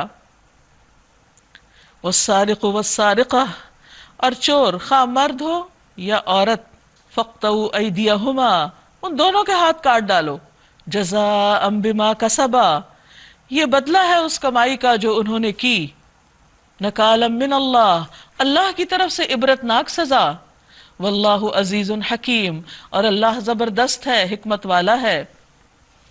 چور جب چوری کرتا ہے تو وہ مومن نہیں رہتا، ایمان کے منافی عمل ہے۔ کسی کا مال اس کی مرضی کے بغیر اٹھانا، چاہے اس کے پیچھے یا اس کے سامنے، سامنے ہو تو ڈاکہ یا غصب ہوتا ہے اور پیچھے ہو تو چوری ہوتا ہے، اس کے علم کے بغیر۔ یہ ایک بہت بڑا جرم ہے، کبیرہ گناہ ہے، اس سے انسانوں کے حقوق پر زد پڑتی ہے۔ تو اللہ سبحانہ وتعالیٰ نے مظلوم کے حق کی حفاظت کے لیے اور چوری کا آئندہ دروازہ بند کرنے کے لیے ایسی سزا تجویز کی کہ جس سے دوسرے دیکھ کر ہی ڈر جائیں۔ ظاہر ہے کہ اگر کسی کا ہاتھ کسی معاشرے میں کٹا ہوا ہوگا تو انسان کو فوراً یاد آ جائے گا کہ اگر میں نے ایسا کوئی کام کیا تو میرے ساتھ بھی یہ سلوک نہ ہو، کیونکہ ہاتھ انسان کے لیے ایک بہت بڑا مددگار ہے، آلہ ہے اس کے لیے بہت سے کام کرنے کا۔ بہت سے لوگ اس سزا کو ظالمانہ کہتے ہیں، لیکن حیرت ہوتی ہے کہ جو لوگ ظالم کا ساتھ دیں اور ان کو سزا دینے کی مخالفت کریں اور مظلوم کے حق کی ان کو فکر نہ ہو، کیا وہ خود ظلم نہیں کر رہے؟ ظلم تو یہ ہے کہ جس پہ ظلم کیا گیا اس کی مدد نہ کی جائے۔ واللہ عزیز حکیم، اور اللہ زبردست ہے، حکمت والا ہے۔ فمن تاب من بعد ظلمہ، تو جو اپنے ظلم کے بعد توبہ کر لے، وہ اصلح، اور اصلاح کر لے، آئندہ سے چوری سے بالکل باز آ جائے، فإن اللہ یتوب علیہ، تو بے شک اللہ اس پر مہربان ہوگا، ان اللہ غفور الرحیم، بے شک اللہ غفور الرحیم ہے۔ یعنی جب کوئی اصلاح کر لیتا ہے تو اللہ تعالیٰ کسی پر ظلم نہیں کرتا، کسی کو سزا دینے کا شوق نہیں رکھتا۔ اللہ تعالیٰ تو چاہتا یہ ہے کہ بندہ پلٹ آئے اور اصلاح ہو جائے، حالات درست ہو جائیں۔ اللہ کسی پہ ظلم نہیں کرتا۔ الم تعلم ان اللہ لہ ملک السماوات والارض، کیا تم نہیں جانتے کہ اللہ زمین و آسمان کی سلطنت کا مالک ہے؟ یعذب من یشاء ویغفر لمن یشاء، جسے چاہے سزا دے، جسے چاہے معاف کر دے، وہ ہر چیز کا اختیار رکھتا ہے۔ یا ایہا الرسول لا یحزنک الذین یسارعون فی الکفر، اے پیغمبر تمہارے لیے باعث رنج نہ ہوں وہ لوگ جو کفر کی راہ میں بڑی تیزگامی دکھا رہے ہیں، خواہ ان میں سے ہوں جو منہ سے کہتے ہیں ہم ایمان لائے مگر دل ان کے ایمان نہیں لائے، یا ان میں سے ہوں جو یہودی بن گئے جن کا حال یہ ہے کہ جھوٹ کے لیے کان لگاتے ہیں، اور دوسرے لوگوں کی خاطر جو تمہارے پاس کبھی نہیں آئے سن گن لیتے پھرتے ہیں، یعنی وہ آپ کی مجلسوں میں خاص مقصد کے لیے حاضر ہوتے ہیں، کتاب اللہ کے الفاظ کو ان کا صحیح محل متعین ہونے کے باوجود اصل معنی سے پھیرتے ہیں۔ یہ بہت بڑا جرم ہے کہ اللہ کی کتاب میں منمانی تبدیلی کی جائے، اور لوگوں سے کہتے ہیں اگر تمہیں یہ حکم دیا جائے تو مانو ورنہ مت مانو، جسے اللہ ہی نے فتنے میں ڈالنے کا ارادہ کر لیا ہو، اس کو اللہ کی گرفت سے بچانے کے لیے تم کچھ نہیں کر سکتے، یعنی جو خود ہی پاک نہیں ہونا چاہتا اسے کون کرے گا؟ یہ وہ لوگ ہیں جن کے دلوں کو اللہ نے پاک نہ کرنا چاہا، ان کے لیے دنیا میں رسوائی ہے اور آخرت میں سخت سزا۔ یہ جھوٹ سننے والے اور حرام کے مال کھانے والے ہیں، لہٰذا اگر یہ تمہارے پاس اپنے مقدمات لے کر آئے تو تمہیں اختیار دیا جاتا ہے کہ چاہو تو ان کا فیصلہ کرو ورنہ انکار کر دو۔ انکار کر دو تو یہ تمہارا کچھ نہیں بگاڑ سکتے، اور فیصلہ کرو تو پھر ٹھیک ٹھیک انصاف کے ساتھ کرو، یعنی ان کی پسند کا نہیں، جو حق کی بات ہے وہی، کہ اللہ انصاف کرنے والوں کو پسند کرتا ہے۔ اور یہ تمہیں کیسے حکم بناتے ہیں جبکہ ان کے پاس تورات موجود ہے جس میں اللہ کا حکم لکھا ہوا ہے، اور پھر یہ اس سے منہ موڑ رہے ہیں؟ اصل بات یہ ہے کہ یہ لوگ ایمان ہی نہیں رکھتے۔ انا انزلنا التوراۃ فیہا ھدی ونور، ہم نے تورات نازل کی جس میں ہدایت اور روشنی تھی۔ سارے نبی جو مسلم تھے اسی کے مطابق ان یہودی بن جانے والوں کے معاملات کا فیصلہ کرتے تھے، اور اسی طرح ربانی اور احبار، ان کے علماء، وہ بھی اسی طرح فیصلے کرتے، کیونکہ انہیں کتاب اللہ کی حفاظت کا ذمہ دار بنایا گیا تھا اور وہ اس پر گواہ تھے۔ پس اے گروہ یہود، تم لوگوں سے نہ ڈرو بلکہ مجھ سے ڈرو، اور میری آیات کو ذرا ذرا سے معاوضے لے کر بیچنا چھوڑ دو۔ جو لوگ اللہ کے نازل کردہ قانون کے مطابق فیصلہ نہ کریں وہی کافر ہیں۔ تورات میں ہم نے یہودیوں پر یہ حکم لکھ دیا تھا کہ جان کے بدلے جان، آنکھ کے بدلے آنکھ، ناک کے بدلے ناک، کان کے بدلے کان، دانت کے بدلے دانت، اور تمام زخموں کے لیے برابر کا بدلہ۔ پھر جو قصاص کا صدقہ کر دے تو وہ اس کے لیے کفارہ ہے، یعنی اگر کوئی کسی کو زخمی کرے گا تو اس کا وہ حصہ زخمی کیا جائے گا، اور اگر کوئی معاف کر دے تو وہ اس کے لیے صدقہ ہوگا۔ اور جو لوگ اللہ کے نازل کردہ قانون کے مطابق فیصلہ نہ کرے وہ ظالم ہیں۔ پھر ہم نے ان پیغمبروں کے بعد مریم کے بیٹے عیسیٰ علیہ السلام کو بھیجا۔ تورات میں سے جو کچھ ان کے سامنے موجود تھا وہ اس کی تصدیق کرنے والا تھا، اور ہم نے اس کو انجیل عطا کی جس میں رہنمائی اور روشنی تھی، اور وہ بھی تورات میں سے جو کچھ اس وقت موجود تھا اس کی تصدیق کرنے والی تھی، اور خدا ترس لوگوں کے لیے سراسر ہدایت اور نصیحت تھی۔ قرآن مجید کے بارے میں بھی آتا ہے کہ ہدی للمتقین، تورات کے بارے میں بھی یہی شرط لگائی گئی کہ ہدی و موعظۃ للمتقین۔ اس سے پتہ یہ چلتا ہے کہ اللہ تعالیٰ کی ہدایت سے وہی لوگ فائدہ اٹھاتے ہیں جن کے دلوں میں ڈر ہو اس بات کا کہ انہیں اللہ کے پاس واپس جانا ہے اور اپنے اعمال کا حساب دینا ہے، تو وہ حساب کے ڈر سے پھر ضرور جاننے کی کوشش کریں گے کہ ان کا رب ان سے چاہتا کیا ہے۔ وَلْيَحْكُمْ أَهْلُ الْإِنْجِيلِ بِمَا أَنزَلَ اللَّهُ فِيهِ، اور اہل انجیل کو اس کے مطابق فیصلہ کرنا چاہیے جو اللہ نے اس میں اتارا ہے۔ وَمَن لَّمْ يَحْكُمْ بِمَا أَنزَلَ اللَّهُ، اور جو لوگ اللہ کے حکم کے مطابق فیصلہ نہ کریں، فَأُولَٰئِكَ هُمُ الْفَاسِقُونَ، بس یہی لوگ دراصل فاسق ہیں۔ پھر اے محمد صلی اللہ علیہ وسلم، ہم نے تمہاری طرف یہ کتاب بھیجی۔ تورات اور انجیل کا ذکر کرنے کے بعد قرآن مجید کا ذکر ہے، جو حق لے کر آئی ہے، اور الکتاب میں سے جو کچھ اس کے آگے موجود ہے اس کی تصدیق کرنے والی، یعنی الکتاب سے مراد پہلی تمام کتابیں، اور اس کی محافظ و نگہبان ہے، یعنی اس میں سے جو چیزیں لوگوں نے تبدیل کی یا ان میں سے کچھ ضائع ہو گئیں تو یہ اس کتاب میں وہ ساری تعلیمات جمع ہو گئی ہیں، اور اس کی حفاظت کا ذمہ اللہ تعالیٰ نے خود لیا ہے۔ لہٰذا تم خدا کے نازل کردہ قانون کے مطابق لوگوں کے معاملات کا فیصلہ کرو، اور جو حق تمہارے پاس آیا ہے اس سے منہ موڑ کر ان کی خواہشات کی پیروی نہ کرو۔ ہم نے تم میں سے ہر ایک کے لیے ایک شریعت اور ایک راہ عمل مقرر کی ہے۔ اگرچہ تمہارا خدا چاہتا تو تم سب کو ایک امت بھی بنا سکتا تھا، لیکن اس نے یہ اس لیے کیا کہ جو کچھ اس نے تم لوگوں کو دیا ہے اس میں تمہاری آزمائش کرے۔ فاستبقوا الخیرات، لہٰذا بھلائیوں میں ایک دوسرے سے سبقت لے جانے کی کوشش کرو۔ آخر کار تم سب کو خدا کی طرف پلٹ کر جانا ہے، پھر وہ تمہیں اصل حقیقت بتا دے گا جس میں تم اختلاف کرتے رہے ہو۔ بس اے محمد صلی اللہ علیہ وسلم، تم اللہ کے نازل کردہ قانون کے مطابق ان لوگوں کے معاملات کا فیصلہ کرو اور ان کی خواہشات کی پیروی نہ کرو۔ ہوشیار رہو کہ یہ لوگ تم کو فتنے میں ڈال کر اس ہدایت سے ذرہ برابر منحرف نہ کرنے پائیں جو خدا نے تمہاری طرف نازل کی ہے۔ پھر اگر یہ اس سے منہ موڑیں تو جان لو کہ اللہ نے ان کے بعض گناہوں کی پاداش میں ان کو مبتلا مصیبت کرنے کا ارادہ کر ہی لیا ہے، اور یہ حقیقت ہے کہ ان لوگوں میں سے اکثر فاسق ہیں۔ اگر یہ خدا کے قانون سے منہ موڑتے ہیں تو کیا پھر جاہلیت کا فیصلہ چاہتے ہیں؟ حالانکہ جو لوگ اللہ پر یقین رکھتے ہیں ان کے نزدیک اللہ سے بہتر فیصلہ کرنے والا کوئی نہیں۔ یا ایھا الذین آمنوا، اے لوگو جو ایمان لائے ہو، یہود و نصارہ کو اپنا رفیق مت بناؤ، یہ آپس ہی میں ایک دوسرے کے رفیق ہیں۔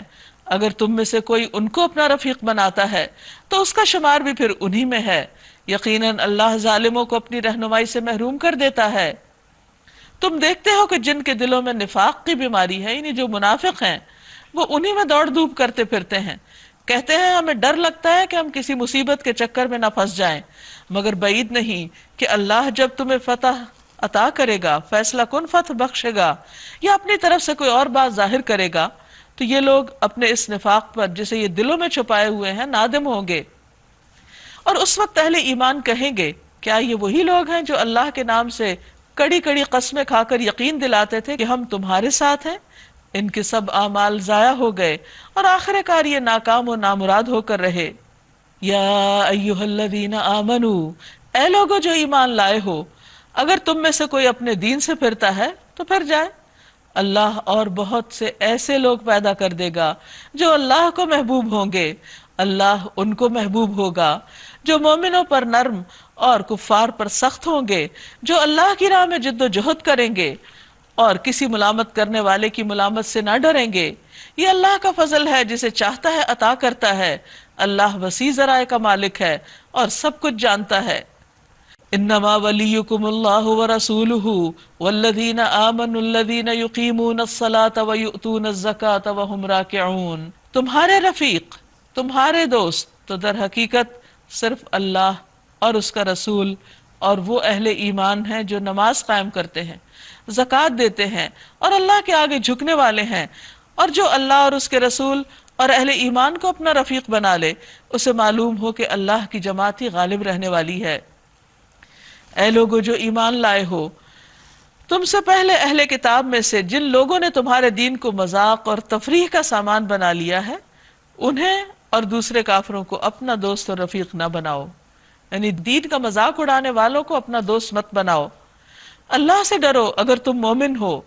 جب تم نماز کے لیے منادی کرتے ہو تو وہ اس کا مذاق اڑاتے ہیں، یعنی آذان کا مذاق اڑاتے ہیں، جس میں کیا کہا جاتا ہے کہ اللہ سب سے بڑا ہے، اور اس سے کھیلتے ہیں، یعنی اس کے الفاظ کو ادھر ادھر الٹ پلٹ کرتے ہیں۔ اس کی وجہ یہ ہے کہ وہ عقل نہیں رکھتے، یعنی جو عقل مند انسان ہو وہ کسی کے بھی مذہبی شعار کا مذاق نہیں اڑا سکتا۔ یہ جہالت اور نادانی میں مبتلا ہے تو مسلمانوں سے اختلاف رکھنے کی وجہ سے اللہ کے نام کو بھی مذاق میں لے لیتے ہیں۔ ان سے کہو اے اہل کتاب، تم جس بات پر ہم سے بگڑے ہو وہ اس کے سوا اور کیا ہے کہ ہم اللہ پر اور اس دین کی اس تعلیم پر ایمان لے آئے ہیں جو ہماری طرف نازل ہوئی اور ہم سے پہلے بھی نازل ہوئی تھی، یعنی کوئی نئی بات نہیں، یہ تو یہی تعلیمات تمہاری طرف بھی آئی تھیں، اور تم میں سے اکثر لوگ فاسق ہیں۔ پھر کہو کیا میں ان لوگوں کی نشاندہی کروں جن کا انجام خدا کے ہاں فاسقوں کے انجام سے بھی بدتر ہے؟ وہ جن پر خدا نے لعنت کی، جن پر اس کا غضب ٹوٹا، جن میں سے بندر اور سور بنائے گئے، جنہوں نے طاغوت کی بندگی کی، ان کا درجہ اور بھی زیادہ برا ہے، اور وہ سوا السبیل سے بہت زیادہ بھٹکے ہوئے ہیں، یعنی سیدھے رستے سے بہت دور نکل چکے ہیں۔ جب یہ تم لوگوں کے پاس آتے ہیں تو کہتے ہیں کہ ہم ایمان لائے، حالانکہ کفر لیے ہوئے آئے تھے اور کفر لیے ہوئے ہی واپس گئے، اور اللہ خوب جانتا ہے جو کچھ یہ دلوں میں چھپائے ہوئے ہیں۔ تم دیکھتے ہو کہ ان میں سے بکثرت لوگ گناہ اور ظلم اور زیادتی کے کاموں میں دوڑ دھوپ کرتے پھرتے ہیں اور حرام کے مال کھاتے ہیں۔ بہت بری حرکات ہیں جو یہ کر رہے ہیں۔ لولا ینہاہم الربانیون والاحبار عن قولہم الاثم، ان کے علماء اور مشائخ انہیں گناہ پر زبان کھولنے اور حرام کھانے سے کیوں نہیں روکتے؟ یقیناً بہت ہی برا کارنامہ زندگی ہے جو وہ تیار کر رہے ہیں۔ یعنی یہاں علماء کی ذمہ داریاں بتائی جا رہی ہیں کہ عوام میں اگر ایسی چیزیں پائی جاتی ہوں کہ وہ دین کا مذاق اڑا رہے ہوں یا گناہ کی باتیں کر رہے ہوں یا حرام کھا رہے ہوں تو ان کو اس سے روکا جائے، اور اگر وہ نہیں روکتے تو وہ اپنے لیے بہت برا کر رہے ہیں۔ یہودی کہتے ہیں کہ اللہ کے ہاتھ بندھے ہوئے ہیں، یعنی اللہ تعالیٰ بخیل ہے، نعوذ باللہ، باندھے گئے ان کے ہاتھ، اور لعنت پڑی ان پر اس بات کی وجہ سے جو یہ کرتے ہیں۔ اللہ کے ہاتھ تو کشادہ ہیں، جس طرح چاہتا ہے خرچ کرتا ہے۔ حقیقت یہ ہے کہ جو کلام تمہارے رب کی طرف سے تم پر نازل ہوا ہے وہ ان میں سے اکثر لوگوں کی سرکشی اور باطل پرستی میں الٹے اضافے کا موجب بنا ہے۔ ہوتا یہ ہے کہ جو زمین صاف ستھری ہوتی، جب اس پر بارش پڑتی ہے تو مٹی سے بھی خوشبو آتی، پھر جب وہ پانی جذب کر لیتی تو زرخیز ہو جاتی، اگر اس میں کوئی بیج ڈالا جائے تو بہترین قسم کی اس سے پیداوار آتی۔ اس کے برعکس جو زمین خراب ہوتی، گندی ہوتی، جب اس پر پانی پڑتا ہے تو اس سے بڑاس نکلتی اور گندی بو آتی، اگر اس میں کچھ بویا جائے تو اس سے کچھ نکل کے نہیں دیتا صحیح، اور اگر کچھ نکلے بھی تو وہ پھلدار نہیں ہوتا۔ بالکل اسی طرح انسان بھی زمین کی مختلف حصوں کی طرح ہے۔ کچھ لوگ تو پتھر کی چٹانیں ہیں کہ جن پر کچھ پڑتا ہے تو وہ ساتھ ہی بہہ جاتا ہے، اور پھر وہ چٹیل پتھر ویسے کہ ویسے، گویا انہوں نے کچھ بات سنی ہی نہ ہو۔ کچھ لوگ ایسے ہوتے ہیں کہ جو اللہ کی بات سنتے ہیں اور اس کو سمجھنے کی کوشش کرتے ہیں، اگر کچھ سمجھ نہ آئے تو اللہ کی بات کا مذاق نہیں اڑاتے، اپنی عقل کو بلیم کرتے ہیں کہ ہماری عقل میں کمی ہے جو بات نہیں سمجھ پا رہے، اور سمجھنے کے لیے مزید کوشش کرتے ہیں، اور پھر جو بات سمجھ آ جائے اس پر عمل بھی کرتے ہیں اور اس کو آگے بھی بڑھاتے ہیں، خود بھی فائدہ اٹھاتے ہیں، دوسروں کو بھی فائدہ پہنچاتے ہیں، اور یہی طرز عمل کسی مومن کا ہونا چاہیے۔ تو یہاں کچھ لوگوں کا حال یہ ہے کہ جب ان کو اللہ کی بات سنائی جاتی ہے تو وہ الٹا بفر اٹھتے ہیں اور ناراض ہوتے ہیں کہ اللہ نے ایسی بات کیوں اتاری۔ تو جب ایسے لوگ اس قسم کے اعتراضات کریں تو اس قوم کا انجام کیا ہوتا ہے؟ فرمایا اس کی بدولت ہم نے ان کے درمیان قیامت تک کے لیے عداوت اور دشمنی ڈال دی ہے، یعنی جب ان کی سرکشی میں اضافہ ہوا تو پھر ان کے آپس کے تعلقات میں بھی خرابی ہو گئی، اور باہم فسادات، جھگڑے اور لڑائیاں اور قتل و غارت شروع ہو گئی۔ یہ انجام ہے اس قوم کا جو اللہ کی آیات کا مذاق اڑائے اور اس پر اعتراض کرے۔ جب کبھی یہ جنگ کی آگ بھڑکاتے ہیں اللہ اس کو ٹھنڈا کر دیتا ہے، یہ زمین میں فساد پھیلانے کی صحیح کر رہے ہیں، مگر اللہ فساد برپا کرنے والوں کو ہرگز پسند نہیں کرتا۔ اگر اس سرکشی کی بجائے یہ اہل کتاب ایمان لے آتے اور خدا ترسی کی روش اختیار کرتے تو ہم ان کی برائیاں ان سے دور کر دیتے اور ان کو نعمت بھری جنتوں میں پہنچاتے۔ کاش انہوں نے تورات اور انجیل اور ان دوسری کتابوں کو قائم کیا ہوتا جو ان کے رب کی طرف سے ان کے پاس بھیجی گئی تھی، ایسا کرتے تو ان کے لیے اوپر سے بھی رزق برستا اور نیچے سے بھی ابلتا۔ اگرچہ ان میں سے کچھ لوگ راست رو بھی ہیں لیکن ان کی اکثریت سخت بد عمل ہے۔ یا ایہا الرسول بلغ ما انزل الیک من ربک، اے پیغمبر جو کچھ تمہارے رب کی طرف سے تم پر نازل کیا گیا ہے وہ لوگوں تک پہنچا دو۔ یعنی یہ پیغمبر کا فریضہ ہوتا ہے، وہ کوئی ایک بات بھی نہیں چھپا سکتا، چاہے وہ اس کے خلاف ہی کیوں نہ جاتی، اس کے لیے کوئی مشکل ہی کیوں نہ پیدا کر دے، لیکن یہ اس کی ذمہ داری ہوتی ہے کہ وہ پیغام پہنچا دے۔ اگر تم نے ایسا نہ کیا تو اس پیغمبری کا حق ادا نہ کیا۔ اللہ تم کو لوگوں کے شر سے بچانے والا ہے، یعنی جب کوئی اللہ کا بندہ اللہ کی بات اللہ کی خاطر لوگوں تک پہنچاتا ہے اور وقتی طور پر لوگ اس سے ناراض بھی ہوں اور اس کے خلاف سازشیں بھی کریں تو اللہ تعالیٰ اپنی خاص رحمت کے ساتھ اس کو لوگوں کے شر سے محفوظ رکھتا ہے۔ یقین رکھو کہ وہ کافروں کو تمہارے مقابلے میں کامیابی کی راہ ہرگز نہ دکھائے گا۔ صاف کہہ دو کہ اے اہل کتاب تم ہرگز کسی اصل پر نہیں ہو جب تک کہ تورات اور انجیل اور ان دوسری کتابوں کو قائم نہ کرو جو تمہارے رب کی طرف سے نازل کی گئی ہیں۔ ضرور ہے کہ یہ فرمان جو تم پر نازل کیا گیا ہے ان میں سے اکثر کی سرکشی اور انکار کو اور زیادہ بڑھا دے گا، یعنی ضد میں آ کے اور مخالفت شروع کر دیں گے، مگر انکار کرنے والوں کے حال پر کچھ افسوس نہ کرو۔ اور یہاں اجارہ داری تو کسی کی بھی نہیں۔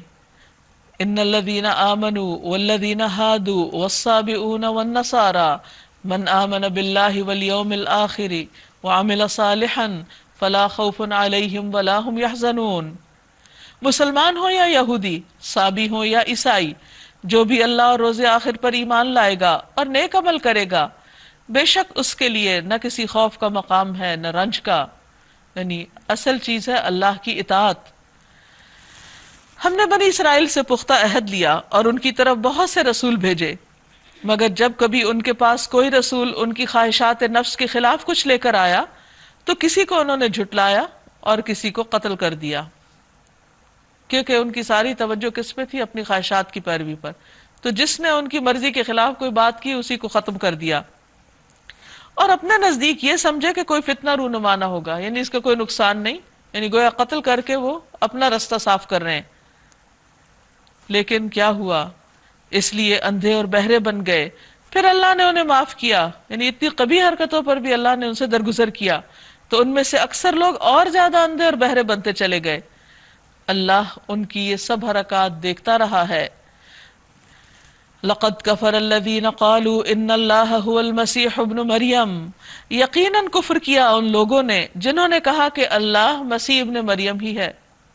حالانکہ مسیح نے کہا تھا کہ اے بنی اسرائیل اللہ کی بندگی کرو، یعنی مسیح نے خود کو کبھی الہ بنا کے پیش نہیں کیا. اس نے کیا کہا کہ لوگوں اللہ کی عبادت کرو جو میرا رب بھی ہے اور تمہارا رب بھی. جس نے اللہ کے ساتھ کسی کو بھی شریک ٹھہرایا اس پر اللہ نے جنت حرام کر دی. یہ بہت بڑی سزا ہے جو کسی کے لیے ہو سکتی ہے، اور یہ بہت بڑا جرم ہے جو کوئی کرے کہ خالق کائنات کے ساتھ کسی کو اس کی ذات یا صفات، حقوق، اختیارات میں شریک کرے. جس نے اللہ کے ساتھ کسی کو شریک ٹھہرایا اس پر اللہ نے جنت حرام کر دی اور اس کا ٹھکانہ جہنم ہے، اور ایسے ظالموں کا کوئی مددگار نہیں. لقد کفر الذین قالوا ان اللہ ثالث ثلاثہ، یقیناً کفر کیا ان لوگوں نے جنہوں نے کہا کہ اللہ تین میں کا ایک ہے، یعنی ٹرینٹی پر بلیو کیا. حالانکہ ایک خدا کے سوا کوئی خدا نہیں، کوئی الہ نہیں. اگر یہ لوگ اپنی ان باتوں سے باز نہ آئے تو ان میں سے جس نے کفر کیا ہے اس کو دردناک سزا دی جائے گی. پھر کیا یہ اللہ سے توبہ نہ کریں گے، اس سے معافی نہ مانگیں گے؟ اللہ بہت درگزر کرنے والا، رحم فرمانے والا ہے. یعنی ایسی تمام چیزوں سے انسان کو توبہ کر لینی چاہیے، ان چیزوں کو چھوڑ دینا چاہیے، چاہے وہ نظریات میں ہو، عقائد میں ہو، سوچ میں ہو یا عمل میں، جو اللہ کو ناراض کرنے والے ہیں. اور اللہ تعالیٰ سب سے زیادہ غضبناک شرک پر ہوتا ہے. تو مسیح کیا ہے پھر؟ اگر وہ الہ نہیں یا تین میں سے ایک الہ نہیں تو پھر مسیح ابن مریم اس کے سوا کچھ نہیں کہ بس ایک رسول. اس سے پہلے اور بھی بہت رسول گزر چکے. اس کی ماں ایک راست باز عورت تھی اور وہ دونوں کھانا کھاتے تھے. دیکھو ہم کس طرح ان کے سامنے حقیقت کی نشانیاں واضح کرتے ہیں، پھر دیکھو یہ کدھر الٹے پھرے جاتے ہیں. تو یہاں چند لفظوں میں عقیدہ الوہیت جو عیسائیوں کا ہے اس کی تردید کر دی گئی ہے کہ مسیح علیہ السلام اللہ کے رسول ہیں، الہ نہیں ہیں، معبود نہیں ہیں. اور یہ اتنی واضح بات ہے کہ جس میں کسی شک و شبہ کی گنجائش ہی نہیں. لیکن اس کے باوجود اگر کوئی نہ سمجھنا چاہے تو وہ اور بات ہے. قُلْ أَتَعْبُدُونَ مِن دُونِ اللَّهِ مَا لَا يَمْلِكُ لَكُمْ ضَرًّا وَلَا نَفْعًا. ان سے کہو کیا تم اللہ کو چھوڑ کر اس کی پرستش کرتے ہو جو نہ تمہارے لیے نقصان کا مالک ہے اور نہ نفع کا؟ حالانکہ سب کی سننے اور سب کچھ جاننے والا تو اللہ ہی ہے. کہو اے اہل کتاب اپنے دین میں ناحق غلو نہ کرو اور نہ ان لوگوں کے تخیلات کی پیروی کرو جو تم سے پہلے خود گمراہ ہوئے اور بہتوں کو گمراہ کیا اور سیدھے رستے سے بھٹک گئے. بات یہ ہے کہ عیسائیت جب شام سے نکل کر مصر اور یونان وغیرہ کے علاقوں کی طرف پھیلی تو انہوں نے وہاں کے کلچر اور وہاں کی روایات کو اڈاپٹ کر لیا، حتیٰ کہ ان کے عقائد سے بھی متاثر ہو گئے. اور یہ ٹرینٹی کا نظریہ پھر وہیں سے جنم لیا، یعنی دوسری قوموں سے، کیونکہ جو اصل مسیح علیہ السلام کے ماننے والے تھے ان کے یہ عقائد نہ تھے. تو اس لیے اللہ تعالیٰ صاف طور پر منع کر رہے ہیں کہ لا تغلو فی دینکم، اپنے دین میں حد سے مت بڑھو. مسیح علیہ السلام کو ان کی حد پر رکھو، ان کو خدا نہ بناؤ اور نہ ہی اس کا بیٹا قرار دو، اور نہ ان لوگوں کے خیالات کی پیروی کرو جہاں سے تم نے یہ عقائد لیے ہیں، کیونکہ وہ خود بھی گمراہ ہوئے اور انہوں نے دوسروں کو بھی گمراہ کیا. لعن الذین کفروا من بنی اسرائیل علی لسان داود و عیسی ابن مریم. بنی اسرائیل میں سے جن لوگوں نے کفر کی راہ اختیار کی ان پر داؤد اور عیسی ابن مریم کی زبان سے لعنت کی گئی. پیغمبروں کے ذریعے اللہ تعالیٰ نے ان پہ لعنت بھجوائی. کیوں؟ کیونکہ وہ سرکش ہو گئے تھے اور زیادتیاں کرنے لگے تھے، اور انہوں نے ایک دوسرے کو برے کاموں کے ارتکاب سے روکنا چھوڑ دیا تھا، یعنی نہی عن المنکر نہیں کرتے تھے. بہت برا طرز عمل تھا جو انہوں نے اختیار کیا.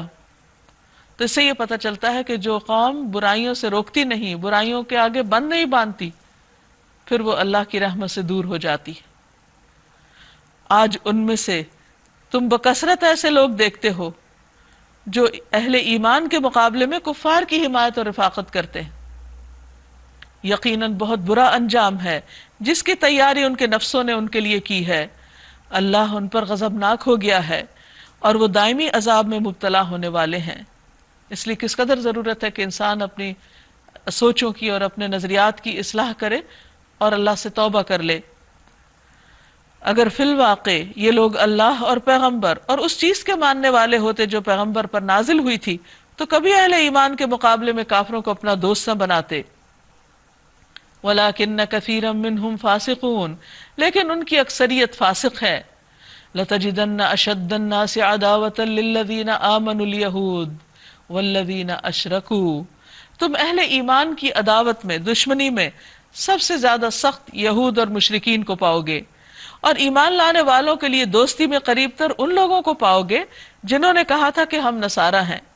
یہ اس وجہ سے کہ ان میں عبادت گزار عالم اور تارک الدنیا فقیر پائے جاتے ہیں، اور ان میں غرور نفس نہیں، وَأَنَّهُمْ لَا يَسْتَكْبِرُونَ وہ تکبر نہیں کرتے۔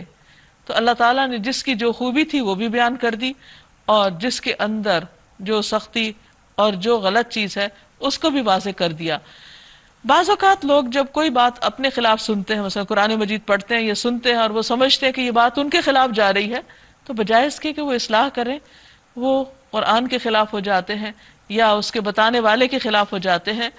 یہ رویہ انسان کے لیے سخت نقصان دہ ہے، کیونکہ انسان کے لیے کرائیٹیرین، انسان کے لیے معیار اس کی ہدایت کا، اس کی کامیابی کا اللہ کی کتاب ہے۔ اس کو پڑھنا، سمجھنا، بتانا اس لیے ضروری ہے تاکہ انجانے میں، لا علمی میں کوئی شخص مصیبت میں گرفتار نہ ہو جائے۔ اس پر ہمیں اللہ تعالیٰ کا شکر ادا کرنا چاہیے کہ اس نے یہ کتاب ہمارے لیے بھیجی تاکہ ہمیں واضح ہو جائے کہ کیا درست ہے اور کیا نہیں ہے، کون سی چیز کامیابی کی طرف لے جانے والی ہے اور کون سی چیز ناکام کرنے والی ہے۔ اس پر اوفینڈ ہونے کی بجائے انسان کو اپنی اصلاح کی فکر کرنی چاہیے۔ اللہ تعالیٰ ہمیں اس کی توفیق عطا فرمائے۔ وآخر دعوانا ان الحمد للہ رب العالمین۔ تو یہاں پر پارے کا اختتام ہوتا ہے۔ اب آپ میں سے کوئی اپنا ریفلیکشن دینا چاہے، کوئی کامنٹ کرنا چاہے، کوئی مزید بات آگے بڑھانا چاہے تو موسٹ ویلکم۔ قرآن پاک کا جو حصہ آج آپ نے بیان فرمایا اس میں یقیناً اللہ سبحانہ و تعالیٰ کی طرف سے ہر قسم کی گائیڈنس ہمیں ملی، لیکن خاص طور پر جو بات مجھے بہت اسٹرائک کی وہ ہماری قوم کے آج کل کے حالات کے حوالے سے ہے۔ یوں محسوس ہوا جیسے قرآن پاک آج ہمارے لیے جو رہنمائی فراہم کرتا ہے وہ ہمارے حالات کے لحاظ سے بہت ریلیونٹ ہے۔ مثلاً لا اینڈ آرڈر کے حوالے سے جو آپ نے امن عامہ کے حوالے سے اس کو ٹیکل کرنے کے لیے قرآن پاک کی جو ہدایت بیان فرمائی، اس کے ساتھ ہی مجھے ایک چیز جو معلوم ہوئی وہ یہ کہ نہ صرف یہ کہ لا اینڈ آرڈر کو ٹیکل کرنے کے لیے، امن عامہ کو قائم رکھنے کے لیے جو دوسری چیزیں سزائیں وغیرہ وہ بھی ضروری ہیں، وہیں پر ساتھ ساتھ قوم کو انفرادی طور پر اپنے اندر جو اصلاح کرنی ہے وہ دراصل عہد کی پاسداری کی ہے، کیونکہ بار بار عہد کے توڑنے والوں کا ذکر کیا گیا، اور مجھے یوں محسوس ہو رہا ہے کہ جیسے مذہب ہمیں اس حوالے سے بھی رہنمائی دیتا ہے جو کہ ہمارے آج کل کے حالات سے بہت ریلیونٹ ہے۔ بالکل درست۔ کچھ نہیں، الحمدللہ تعلیم القرآن کا کورس بھی کیا ہے آپ کے ذریعے، اور آج میں سمجھتی ہوں کہ میری زندگی کا سب سے خوبصورت دن ہے کہ اپنی استاذہ کا دیدار کیا ہے، اور جو باتیں کی انہوں نے بھی کی، آپ نے جو بتائیں اس کو ریفلیکٹ کیا۔ واقعی میں ہمارے ملک کو، ہمارے لوگوں کو اس پہ عمل کرنے کی بہت ضرورت ہے، اور اللہ رب العزت ہماری قوم سے، ہم سے بہت ناراض ہیں۔ ہم غیر ملک میں رہتے ہیں لیکن وہاں پہ ہر قسم کے حقوق ہیں، اسلام نہیں ہے لیکن وہاں پہ اگر دیکھا جائے تو نظام دین محمدی ہے۔ کہنا کچھ نہیں ہے، صرف آج آپ کو ملنا تھا اس لیے میں آئی تھی۔ جزاک اللہ، السلام علیکم۔ ٹھیک ہے، آج کے پارے میں جو مجھے بات ایک بہت اسٹرائک کی ہے جس بات نے، وہ یہ کہ ہمارے دین میں انسان کی کتنا احترام ہے، اس کو کتنا محترم اللہ تعالیٰ نے عزت دی ہے اس کو، کہ اللہ تعالیٰ نے وہ چیزیں جو اس نے حرام کی ہیں، جو ممنوعات ہیں، ان کو بھی اگر جان بچانے کا موقع آ جائے تو ان کو بھی استعمال کیا جا سکتا ہے۔ اور اسی طرح سے اس سے پچھلے پاروں میں جیسے روزے کے احکامات ہم نے پڑھے تھے، وہاں پہ فرائض میں بھی رخصت دے دی کہ اگر انسان مریض ہے، سفر کی حالت میں، تکلیف میں ہے کسی پر، تو ان کو بھی اس سے بھی اس کو رخصت دی گئی ہے۔ تو دونوں حالات میں ایکسٹریم میں اللہ تعالیٰ نے اپنے فرائض جو اللہ کی عبادت ہے جو فرض ہے اس میں بھی انسانوں کو رخصت دے دی کہ اس کی جان کو اگر خطرہ ہے اس کو بیماری لاحق ہونے والی ہے تو وہ چھوڑ سکتا ہے اور بعد میں کر لے پورے. اور اسی طرح حرام کو بھی اجازت دے دی. تو اس سے ہی پتہ چلتا ہے کہ دین میں انسان کی کس قدر کتنی احترام ہے اور کتنا محترم ہے انسان کی جان. اور اس کے برعکس آج کا جو پوری ہم دیکھ رہے ہیں اپنے ارد گرد ہر جگہ وہ یہی نظر آ رہا ہے کہ ہم دین کے احکامات سے بالکل خلاف جا رہے ہیں اور بہت ہی انسان کی جان کی اب وہ حرمت نہیں رہی اور لوگوں نے اسی کو حلال کر لیا ہے. جی، اس پارے کی جو پہلی آیت تھی وہ بہت اہم ہے کہ اللہ تعالیٰ فرماتے ہیں کہ برائیوں کو نشر نہیں کرنا چاہیے، برائیوں کو عام نہیں کرنا چاہیے. لیکن ہم سب اس کے بہت برعکس جاتے ہیں. اگر ہم اس پارے کے صرف اس ایک آیت کو ہی لے لیں کہ ہمیں برائیوں کو عام نہیں کرنا تو کافی ہم اچھائی کی طرف جا سکتے ہیں. شکریہ. دو چیزیں بہت زیادہ سمجھ آئیں اپنے لیے کہ اللہ تعالیٰ انصاف کرنے والوں کو پسند کرتا ہے اور فساد کرنے والوں کو ناپسند کرتا ہے. تو جو لوگ انصاف کرتے ہیں کسی بھی معاملے میں، چاہے وہ عدالت میں بیٹھ کے کریں، چاہے گھر میں کریں، چاہے کسی جگہ بھی، وہ اللہ کے نزدیک کتنے پسندیدہ ہوں گے. اور ہر قسم کے فساد سے اگر یہی دو چیزیں ہم پکڑ لیں تو زندگیوں میں کتنا امن سکون آ جائے، گھر بھی اور باہر بھی انشاءاللہ. ناظرین، اس کے ساتھ ہی ہمارے آج کے پروگرام کا وقت ختم ہوتا ہے. آپ سب کا بے حد شکریہ. اللہ تعالی ہم سب کو عمل کرنے والا بنائے. وآخر دعوانا ان الحمد للہ رب العالمین. السلام علیکم ورحمۃ اللہ وبرکاتہ.